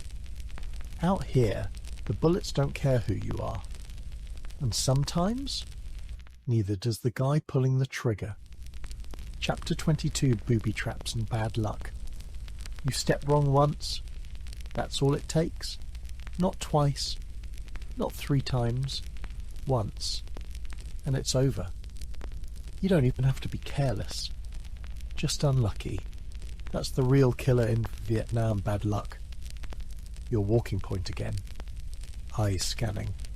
feet light, every step measured. But it doesn't matter. Not here. Because out here, the enemy doesn't have to be watching. The jungle is, and it remembers where they left the traps. You've seen them all. Tripwires tied low, hidden under leaves, fishing line and grenades, pressure plates under moss, toe poppers, bungee pits with stakes dipped in feces designed not just to wound but to infect, rot, kill slow. You saw Johnson take one to the shin. No warning, no sound. Just a snap, and then his leg exploded in red mist and screaming. The trap was basic, simple. A 105 shell under a dirt plate. You still hear him yelling. Still see the medic stabbing him with morphine. Still feel the blood soaking into your socks as you helped carry what was left. You set down your pack. Check your boots. You've learned to feel the ground with your feet. Like a blind man with a cane. If something shifts weird, you freeze. But even then, it's guessing. Because you don't find traps. They find you. Nguyen spotted one once. Piece of bamboo sticking out at the wrong angle. He traced it to a tripwire tied to a grenade in a Coke can. You cut the wire. Sweat pouring down your face like the jungle was trying to peel it off. You disarmed it. Everyone cheered. Then Martinez stepped on a spike 5 feet later. No sound. Just him collapsing. Blood pooling from the boot. That's the thing about traps. They don't need to kill you. They just need to stop you. Because a wounded man, he slows the squad. He needs a stretcher. He needs protection. He's bait. You remember when command started telling you to move on? If it's not fatal, you push forward. Just like that. Leave him. Hope someone else comes back with morphine and a body bag. You never do. Not really. One time, Wilson found a wire under a log. He followed it 6 feet. It split. 4 grenades. 1 trip. He cut the main wire. Later, he said, "That one was for me." You didn't argue. Because you feel it too. Like the traps are personal. Like the jungle's trying to guess your story before it ends it. And sometimes it gets it right. One guy tripped a claymore strung backward. It was meant for you, but the angle was off. It sprayed wrong. He died. You didn't. You don't remember his name. You remember the noise. That sharp snap and the metal ping as hundreds of ball bearings shredded the air. Your ears rang for hours. Still do sometimes. Now you move slow, always slow. You wave off the F&Gs who want to rush. They don't know yet. But they will. The ground's a puzzle. The roots lie. The rocks whisper false safety. You trust nothing. Not even the path you just walked. Because the traps don't just wait ahead. Sometimes they're behind you. Chapter 23. Mail call and ghost words. Mail call hits different out here. It's like being handed a piece of another life, one you're not sure belongs to you anymore. They passed the letters out like rations. Names called. Hands raised. Eyes hungry. Wilson gets 3. Nguyen none. You get 1. Your name scribbled in soft cursive. Smudge from weather or sweat or time. You don't open it right away. You hold it. Feel the paper. Feel something that isn't metal or mud for once. The corner's torn. The ink's faded. You sit on your pack and stare at the envelope. You already know what it says. And that's the problem. Because the words don't change. We miss you. Stay safe. Everyone's proud of you. Come home soon. They sound good. They sound right. but they sound like they were written to someone else. Someone clean, someone whole, someone who sleeps. You open it anyway, inside a photo. Your girl smiling, a lake behind her. Sunlight. Real, honest sunlight. You stare too long. Long enough for your hands to start shaking. Because she doesn't look sad. She doesn't look worried. She looks untouched. And you realise she has no idea who you are now. None of them do. You flip to the letter. She talks about the dog, the neighbours, how she's learning to cook, how she saw a guy in uniform the other day and cried because it reminded her of you. You should feel something. Joy. Connection. Instead, you feel cold. Because these words, they don't reach you. They pass through you like a breeze through a broken window. Ghost words. They sound alive. But they don't touch anything real inside you. And when you try to write back, you sit for an hour, staring at the page. Pen in hand. Blank. What do you say? I shot a man yesterday and his eyes didn't close. My friend bled out in my lap and I didn't even flinch. I don't know who I am anymore. You don't write that. You write, I'm fine. Miss you too. Stay safe. You fold it. Seal it. Give it to the runner. Another lie headed back to a place that still thinks the old you's coming home. Around you, the guys are reading their letters. Some laugh. Some cry. Some say nothing. Jones used to get postcards with corny jokes. He'd read them out loud. Make everyone laugh. Then he stepped on a mine. No more postcards. His last one's still taped inside the radio tent. Faded now. Still says, don't forget to smile, it confuses the enemy. It confused him too. Now, you still check for your name at mail call. Every time. Even though you know what's coming. Words from ghosts. About a life that's too far away to matter. But you take the letter. You read it. Because sometimes, holding something that feels like love is the closest thing you get to feeling human again. Even if it's a lie. Chapter 24. Prisoners, or something like it. Never thought about prisoners. Not really. Not until the day you found one. He was young, barefoot, scrawny, eyes too big for his face. You found him half buried in a spider hole trying to reload an empty magazine with shaking hands. Wilson kicked the rifle away. You tackled him, hard, your knee in his chest, your barrel in his face. He didn't fight, didn't speak. He just looked at you.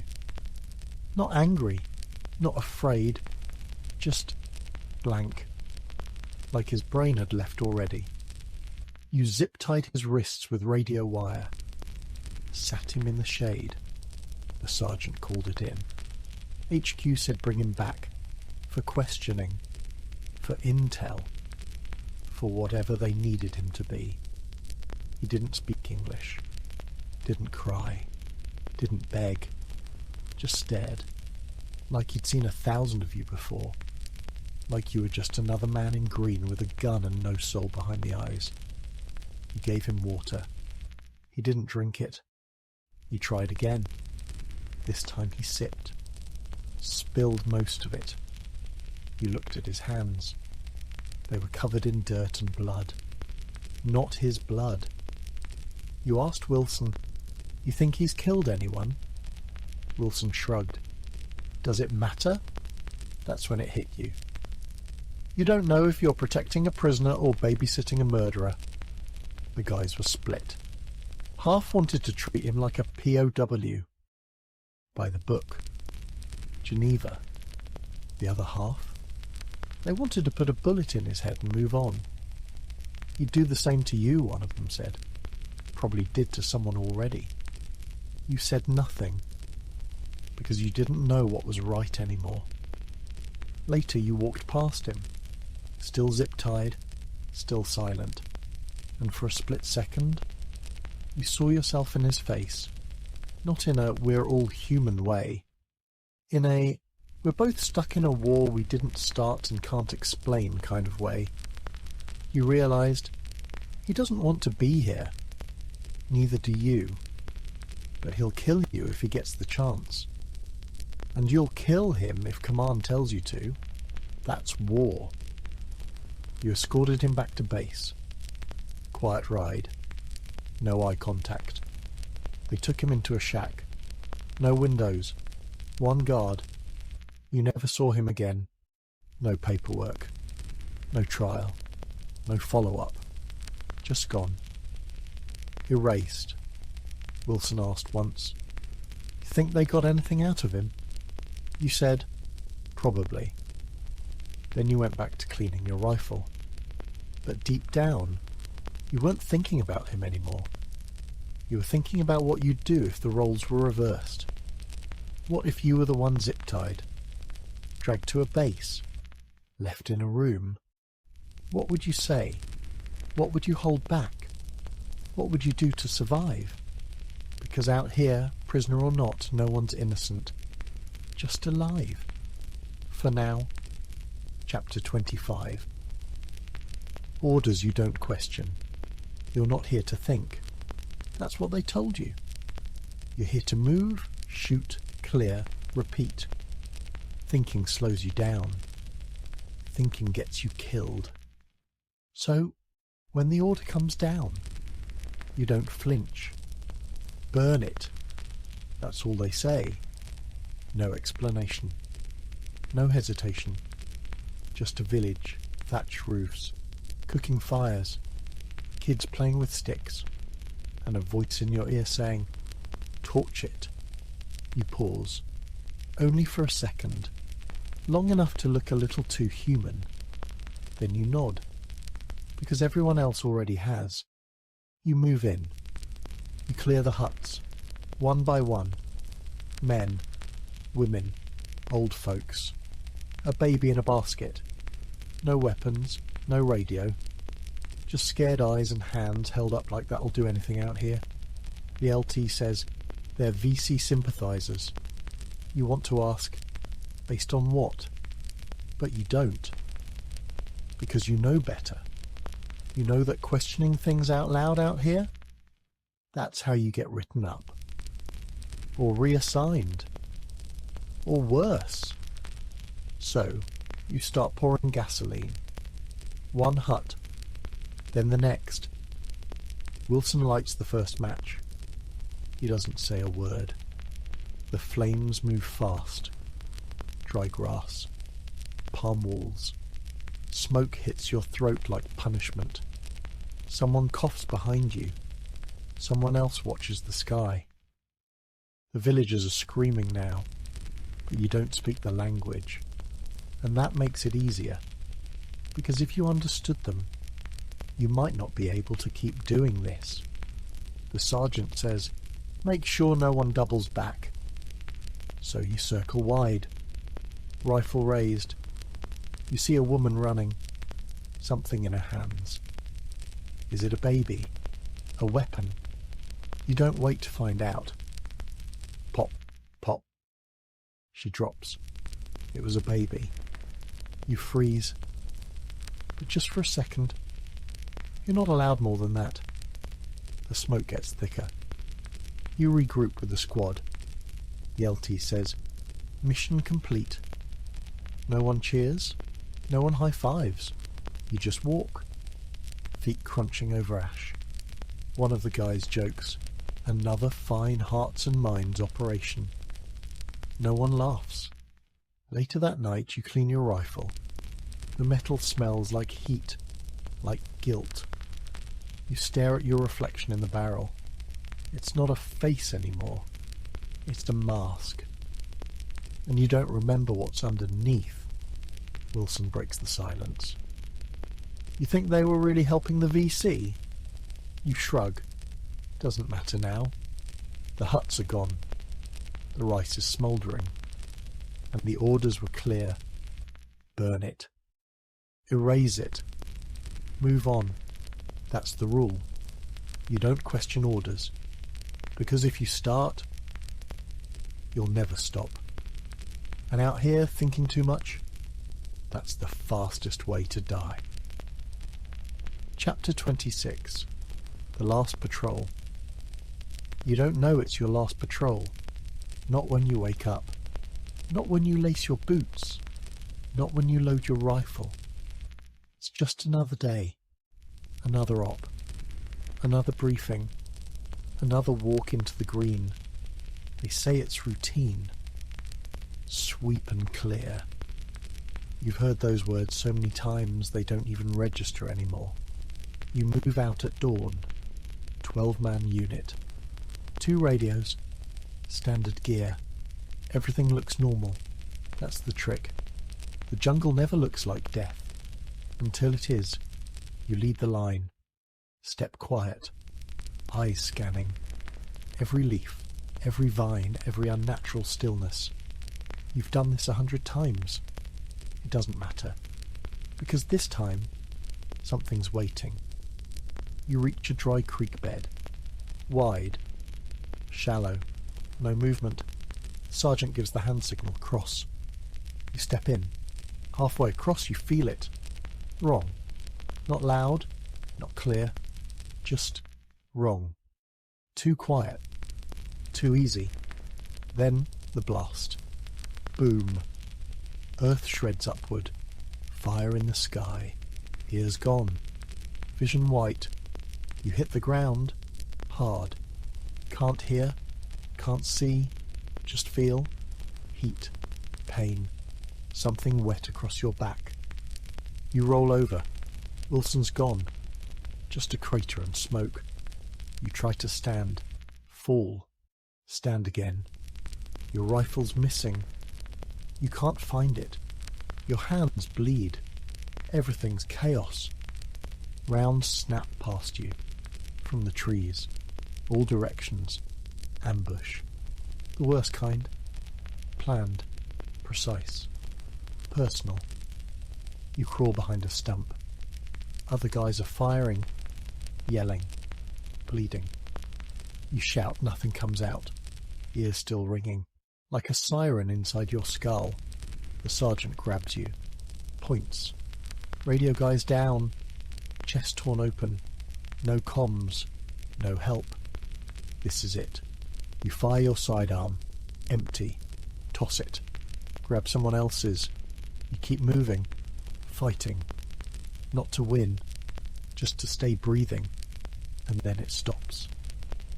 Just like that. Like the jungle exhaled. Bodies down. Blood cooling in the dirt. 6 of you left. Out of 12. And none of you look right. The sergeant's missing an eye. Yu Yen can't stop shaking. You've got shrapnel in your thigh. But you're alive.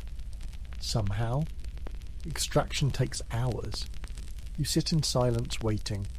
Nothing to say. Because you don't talk about a patrol like this. You don't process it. You bury it. Quick. Like the bodies. When the bird comes, you climb in slow. Wilson's seat is empty. You don't ask where he is. You know. You just close your eyes. Not to sleep. Just to block out the sky. Chapter 27. Counting the days, losing the years. You know how many days you've got left. You counted them. Twice. Mark them in the back of your notebook, behind the sketches and scribbled maps and blood-stained lies you call letters. 17. That's what the page says. 17 days until you rotate out. 17 days until freedom. Until hot showers. Until clean air and concrete under your boots. But it doesn't feel real. You're not excited. You're numb. Because the closer you get to leaving, the heavier the war presses down. You walk slower. Check corners twice. Wake up gasping. You know the stories, guys dying the day before they're set to go. Martinez was 10 days out. Jones, 4. You, 17. Plenty of time to die. And every second the jungle seems to know you're trying to escape it. Like it's jealous, angry, waiting. Your buddies call it short-timers syndrome. The curse of counting down. They joke about it. You don't laugh. Because you feel it. Time's not moving forward anymore. It's circling, dragging. Each mission feels longer, each patrol heavier.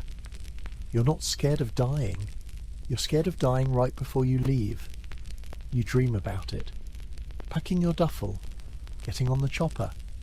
Then boom ambush. IED.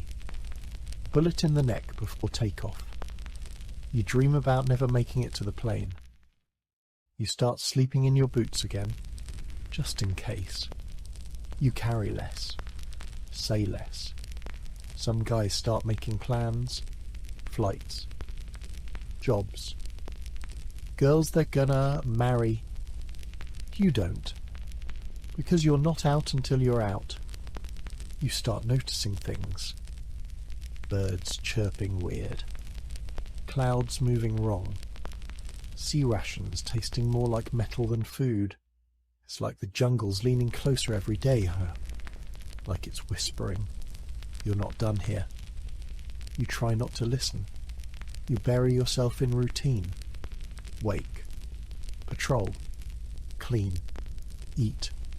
Write something hollow. Repeat. You keep your mouth shut. Because if you say, I'm almost out too loud, that's when the bullet comes. You've seen it. Too many times. The jungle doesn't let go easy. And even if your body leaves, your mind, it stays. You know that now. You feel it. Like a fog you can't shake. Like dirt under your skin that won't scrub out. You stare at your calendar. 17 days. You flip back. See where you mark the start. 13 months ago. Feels like another lifetime. Feels like a different person did that math. He didn't know what was coming. Didn't know what it would cost to live through it. But you do, because now you're not counting the days. You're counting the pieces. Chapter 28. Dead. Wait. They don't tell you about the wait. Not at boot camp. Not in the briefings. Not in the movies. They don't tell you what it feels like to carry someone you used to laugh with. Someone who was breathing 30 seconds ago. Someone who still has your name written on his helmet band. They just say, recover the body, like it's a task, a checkbox, a chore. But it's more than that. It's hell. Nguyen was hit in the ambush. Not instantly gone. Just down. Chest wound. Bad. He was still talking when you got to him. Mouth full of blood. Eyes wide. You told him you're okay. Lie. You said, help's coming. Another lie. Then he stopped talking. Stopped moving. And you had to move on. But later, when it was quiet, they sent you back. Bring him out. You didn't hesitate. Because if it were you, you'd want someone to come. You find him where you left him, half covered in leaves. Flies already working him. You drop to your knees, check his pockets, take the tags, one around his neck, the other in your boot. Then comes the hard part.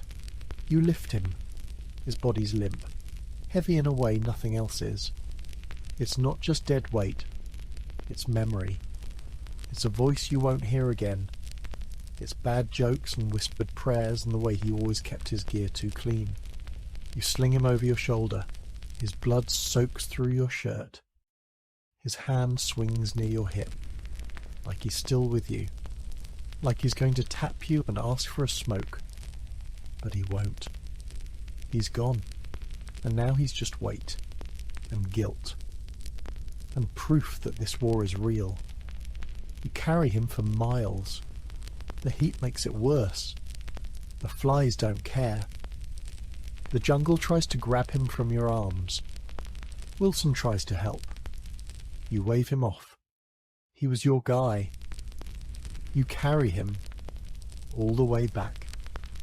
The others don't say much when you arrive. They just lower their heads. The medics take the body, tag it, bag it. Just another name on a list. They say, we'll ship him home. You nod. But you know better. Nguyen's not going home. Not really. Because a piece of him stays here. In the dirt. In your shoulder. In the ache behind your ribs that won't go away. You shower, but the blood doesn't come out. You try to sleep, but you feel the weight. You wake up sweating, arms wrapped around your pack like it's still him. And when you walk now, you walk different, heavier. Because dead weight, you don't drop it, you carry it, forever. Chapter 29. Fire support and friendly bombs. When things go bad, you're taught to say 3 words. Fire for effect. It sounds surgical, precise. Controlled, it isn't. You're backed into a ditch. Squad's down to half strength. Contact on all sides. The jungle's folding in. You grab the radio. Call it in. Grid. Fire mission. Immediate. Danger close. They always pause on danger close. Because it means what it sounds like. They're about to drop hell on your position, and you're betting they hit the right patch of trees. You huddle behind a root system, face in the dirt, and pray the FDC guys had their coffee this morning. Then you hear it. The whistle. Like the skies inhaling. Then, boom. The first round hits. Trees snap like bones. The air concusses. Leaves burst into fire. Then another. And another. And another. Everything shakes. The ground quakes. And you realise you're not just in a firefight, you're in the blast zone. You don't move. You don't breathe. Because if you're wrong by 100 metres, you don't get a second chance. The rounds keep falling. Artillery. Sometimes napalm. Sometimes cluster bombs. Depends on what you asked for. You've called them all in. Sometimes it works. The tree line goes silent. The shooting stops. The squad lives. Sometimes it doesn't. You once called in a strike that took out an entire enemy platoon. They cheered you that night. You once called in a strike that dropped short and killed a kid carrying a radio. They didn't talk to you for 2 days. Same voice on the other end. Same words. Different outcome. You don't know if the math failed. If the grid was wrong. If the rounds were cheap. All you know is what it feels like to crawl out of a hole and see a body that shouldn't be in pieces. Not yours. Not theirs. Not like that. The LT says, collateral. You nod. Because that's the script. But inside, something bends. The first time you call in air support, your hand shakes. By the 5th time, it doesn't. And that's what scares you. You learn to see the jungle as numbers, targets, coordinates. You forget there are faces under the canopy. Until you get it wrong. Then you remember. And you don't sleep for a week. You've seen what 500 pounds of steel and TNT does to a village. It doesn't discriminate. It doesn't care who was holding a gun and who was holding a bowl of rice. Afterward, you walk through the smoke. Boots crunching on things you don't want to identify. The smell sticks in your teeth. The silence is worse than the blast. You see a doll, one arm, burned. Wilson says, "She shouldn't have been here." You both nod, but neither of you believe it. Because everyone's here. Old men, kids, mothers, ghosts. And when you call in fire, you don't just burn trees, you erase entire stories. Sometimes that's necessary. Sometimes that's murder. You stop trying to tell the difference. Chapter 30, Jungle Medicine. You think getting wounded means getting rescued. You think it means sirens, stretchers, morphine drips, clean hands. You think there's a medic waiting to roll you into a white room full of light and answers. You're wrong. This is Vietnam. You get shot, blown up, stabbed, or torn open out here. You're lucky if someone hears you scream. Even luckier if someone gets to you alive. Because medical care in the jungle, it's just a guy with a patch kit shaking hands and maybe half a morphine ampule if no one else needed it first. You saw Jones take shrapnel in the gut. Not a big piece. Just enough. He dropped, grunted, curled in on himself. You ran over, pressed a hand to the wound. Hot, wet. Too much. You yelled for Doc. He came crawling through the grass. No helmet, just a bag, and eyes that had seen this too many times. He cut Jones open right there in the mud. No anaesthetic. No sterilisation. Just raw hands and instinct. You held Jones's shoulders. He bit into a stick. His legs kicked. You told him to stay still. He didn't. Doc pulled the metal out. Tied off the bleeder with a shoelace. Packed the wound with gauze and prayer. Then he looked at you. He's got a chance. You both knew what that meant. Not good. Just possible. Maybe the bird would come. Maybe the LZ would be clear. Maybe the morphine would last. Too many maybes. He didn't make it. Bled out in the evac zone. Eyes open. Mouth still chewing the stick. You learned then, out here medicine isn't healing. It's triage. You fix what you can. Ignore what you can't. And lie about the rest. You've seen guys keep fighting with bullets still inside them. You've seen infections turn scratches into amputations. You've seen jungle rot eat through flesh like acid. One guy had leeches inside his boots. Didn't notice for 2 days. They drank half his blood. You once broke a toe and didn't tell anyone. Because broken means you stay behind. And staying behind means dying alone. So you wrapped it in duct tape and limped until it didn't hurt anymore. Or maybe it still did. You just stopped caring. Doc's got a list. A mental one. Who can be saved? Who can wait? Who's already gone but hasn't stopped breathing yet?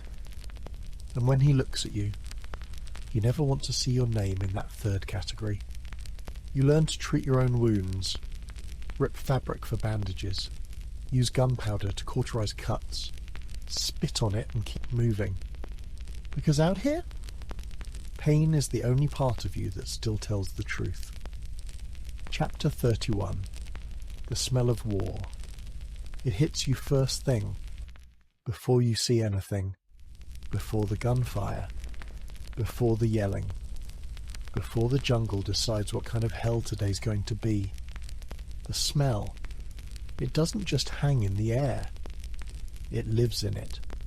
Thick, clinging, personal. You can close your eyes and know exactly where you are.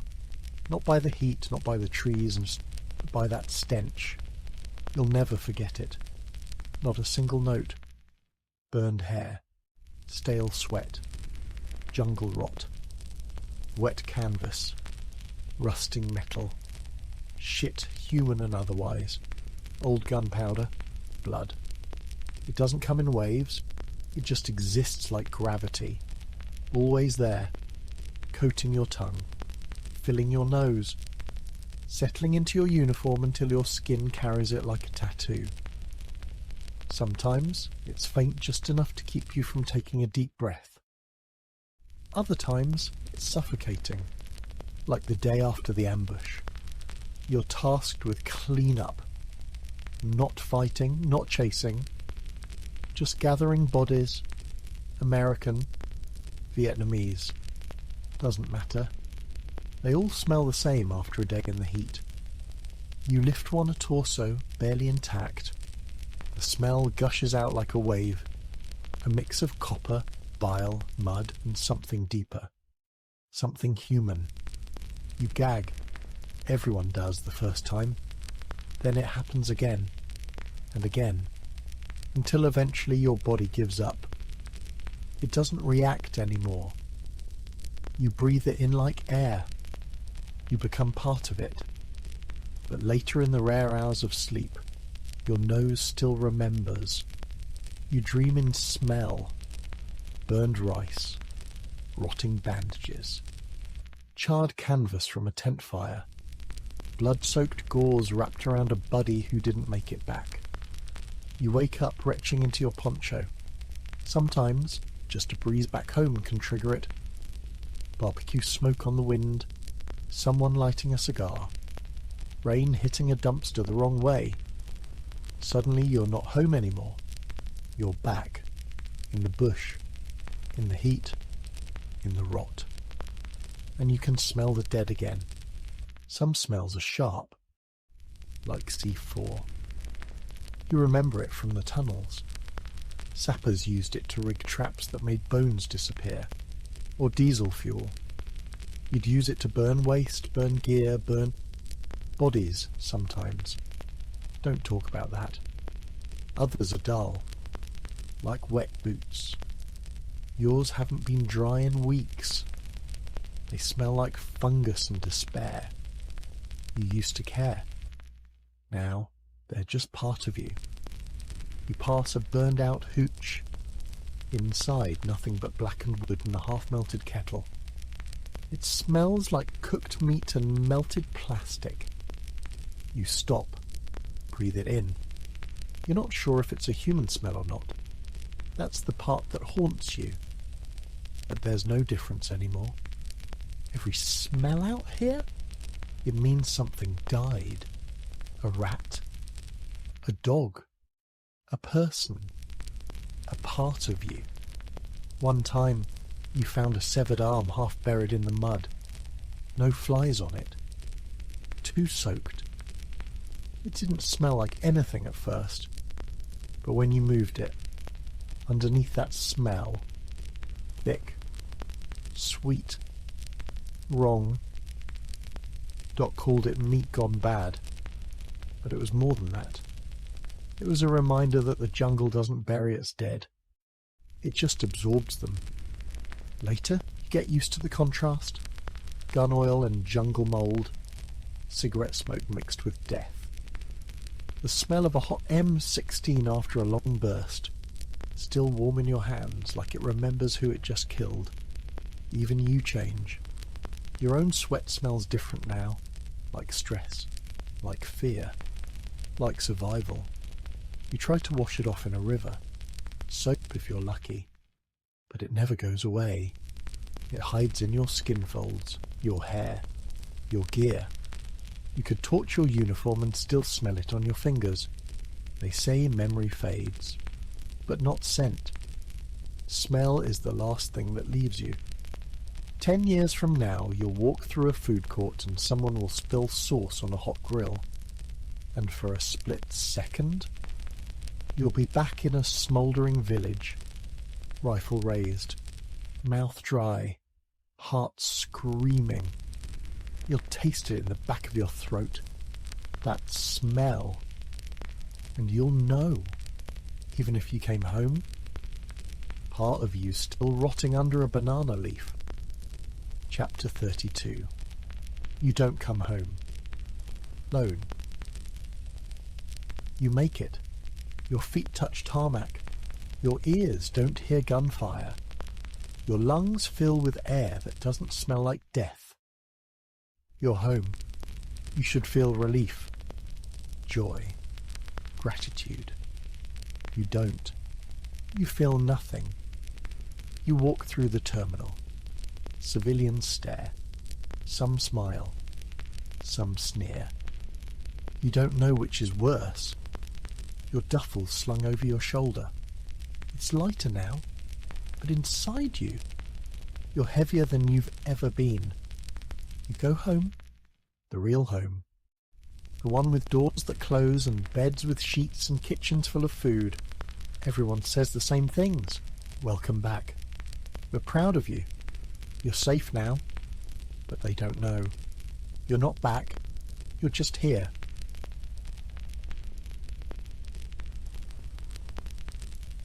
Your body made the trip. The rest of you, still out there, in the mud, in the screams, in the moment you watched someone take their last breath and didn't even blink. Your hands shake sometimes, when it's quiet, when it's too loud, when it's Tuesday and no one else seems to notice that you're stuck in a Wednesday from 3 years ago. You start seeing things, not hallucinations, echoes. A shadow in the corner of your eye that looks like Nguyen.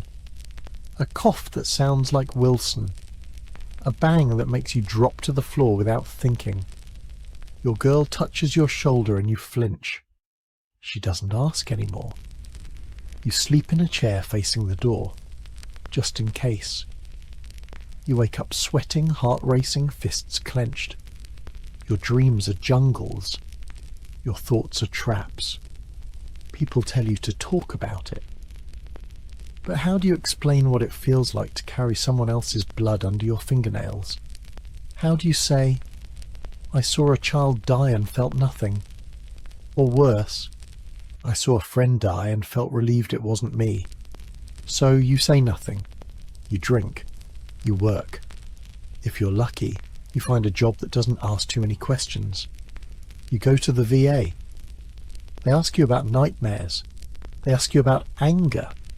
They don't ask about the smell that wakes you up, or the guilt that follows you like a second skin.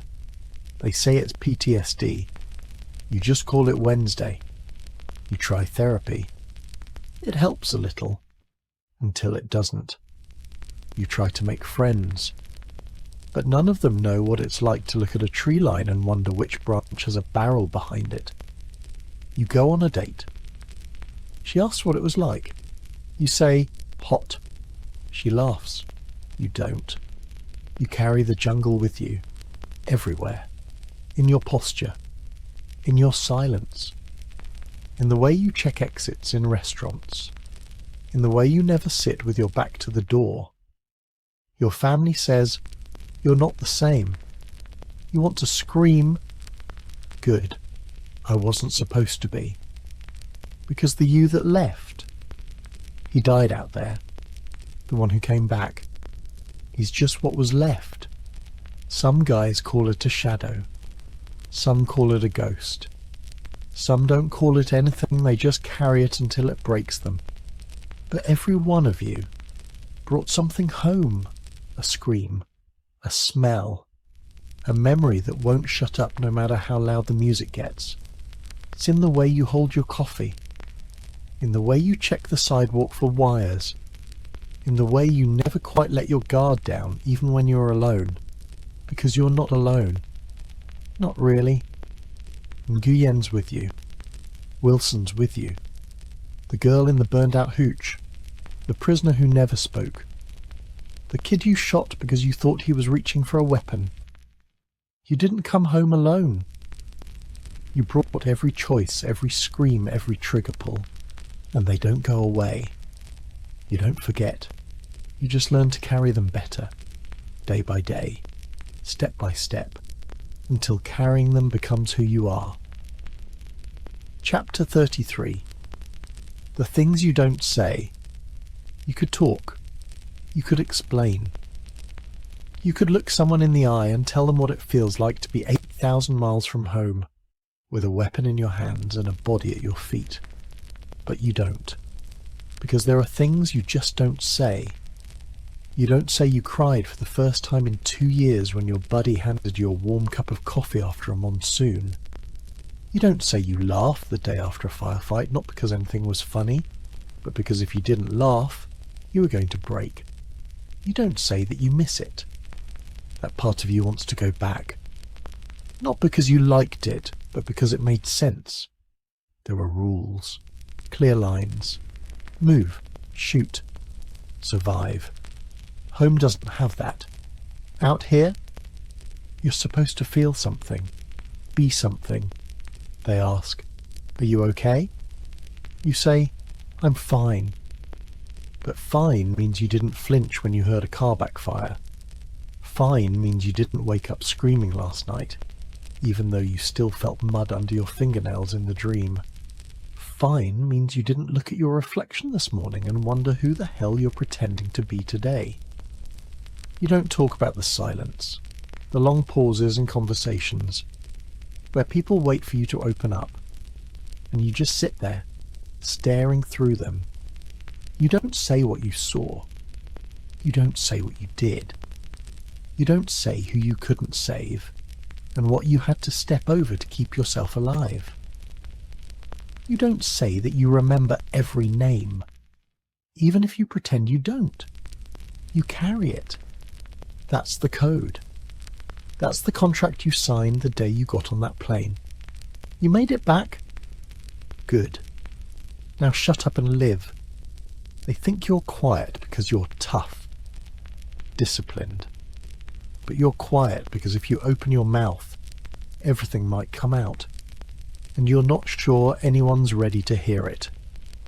Especially you. So you nod. You smile when you need to. You keep it together. Because if there's one thing the war taught you, it's how to carry pain quietly. And that's something you'll never forget. Even if you never say a word.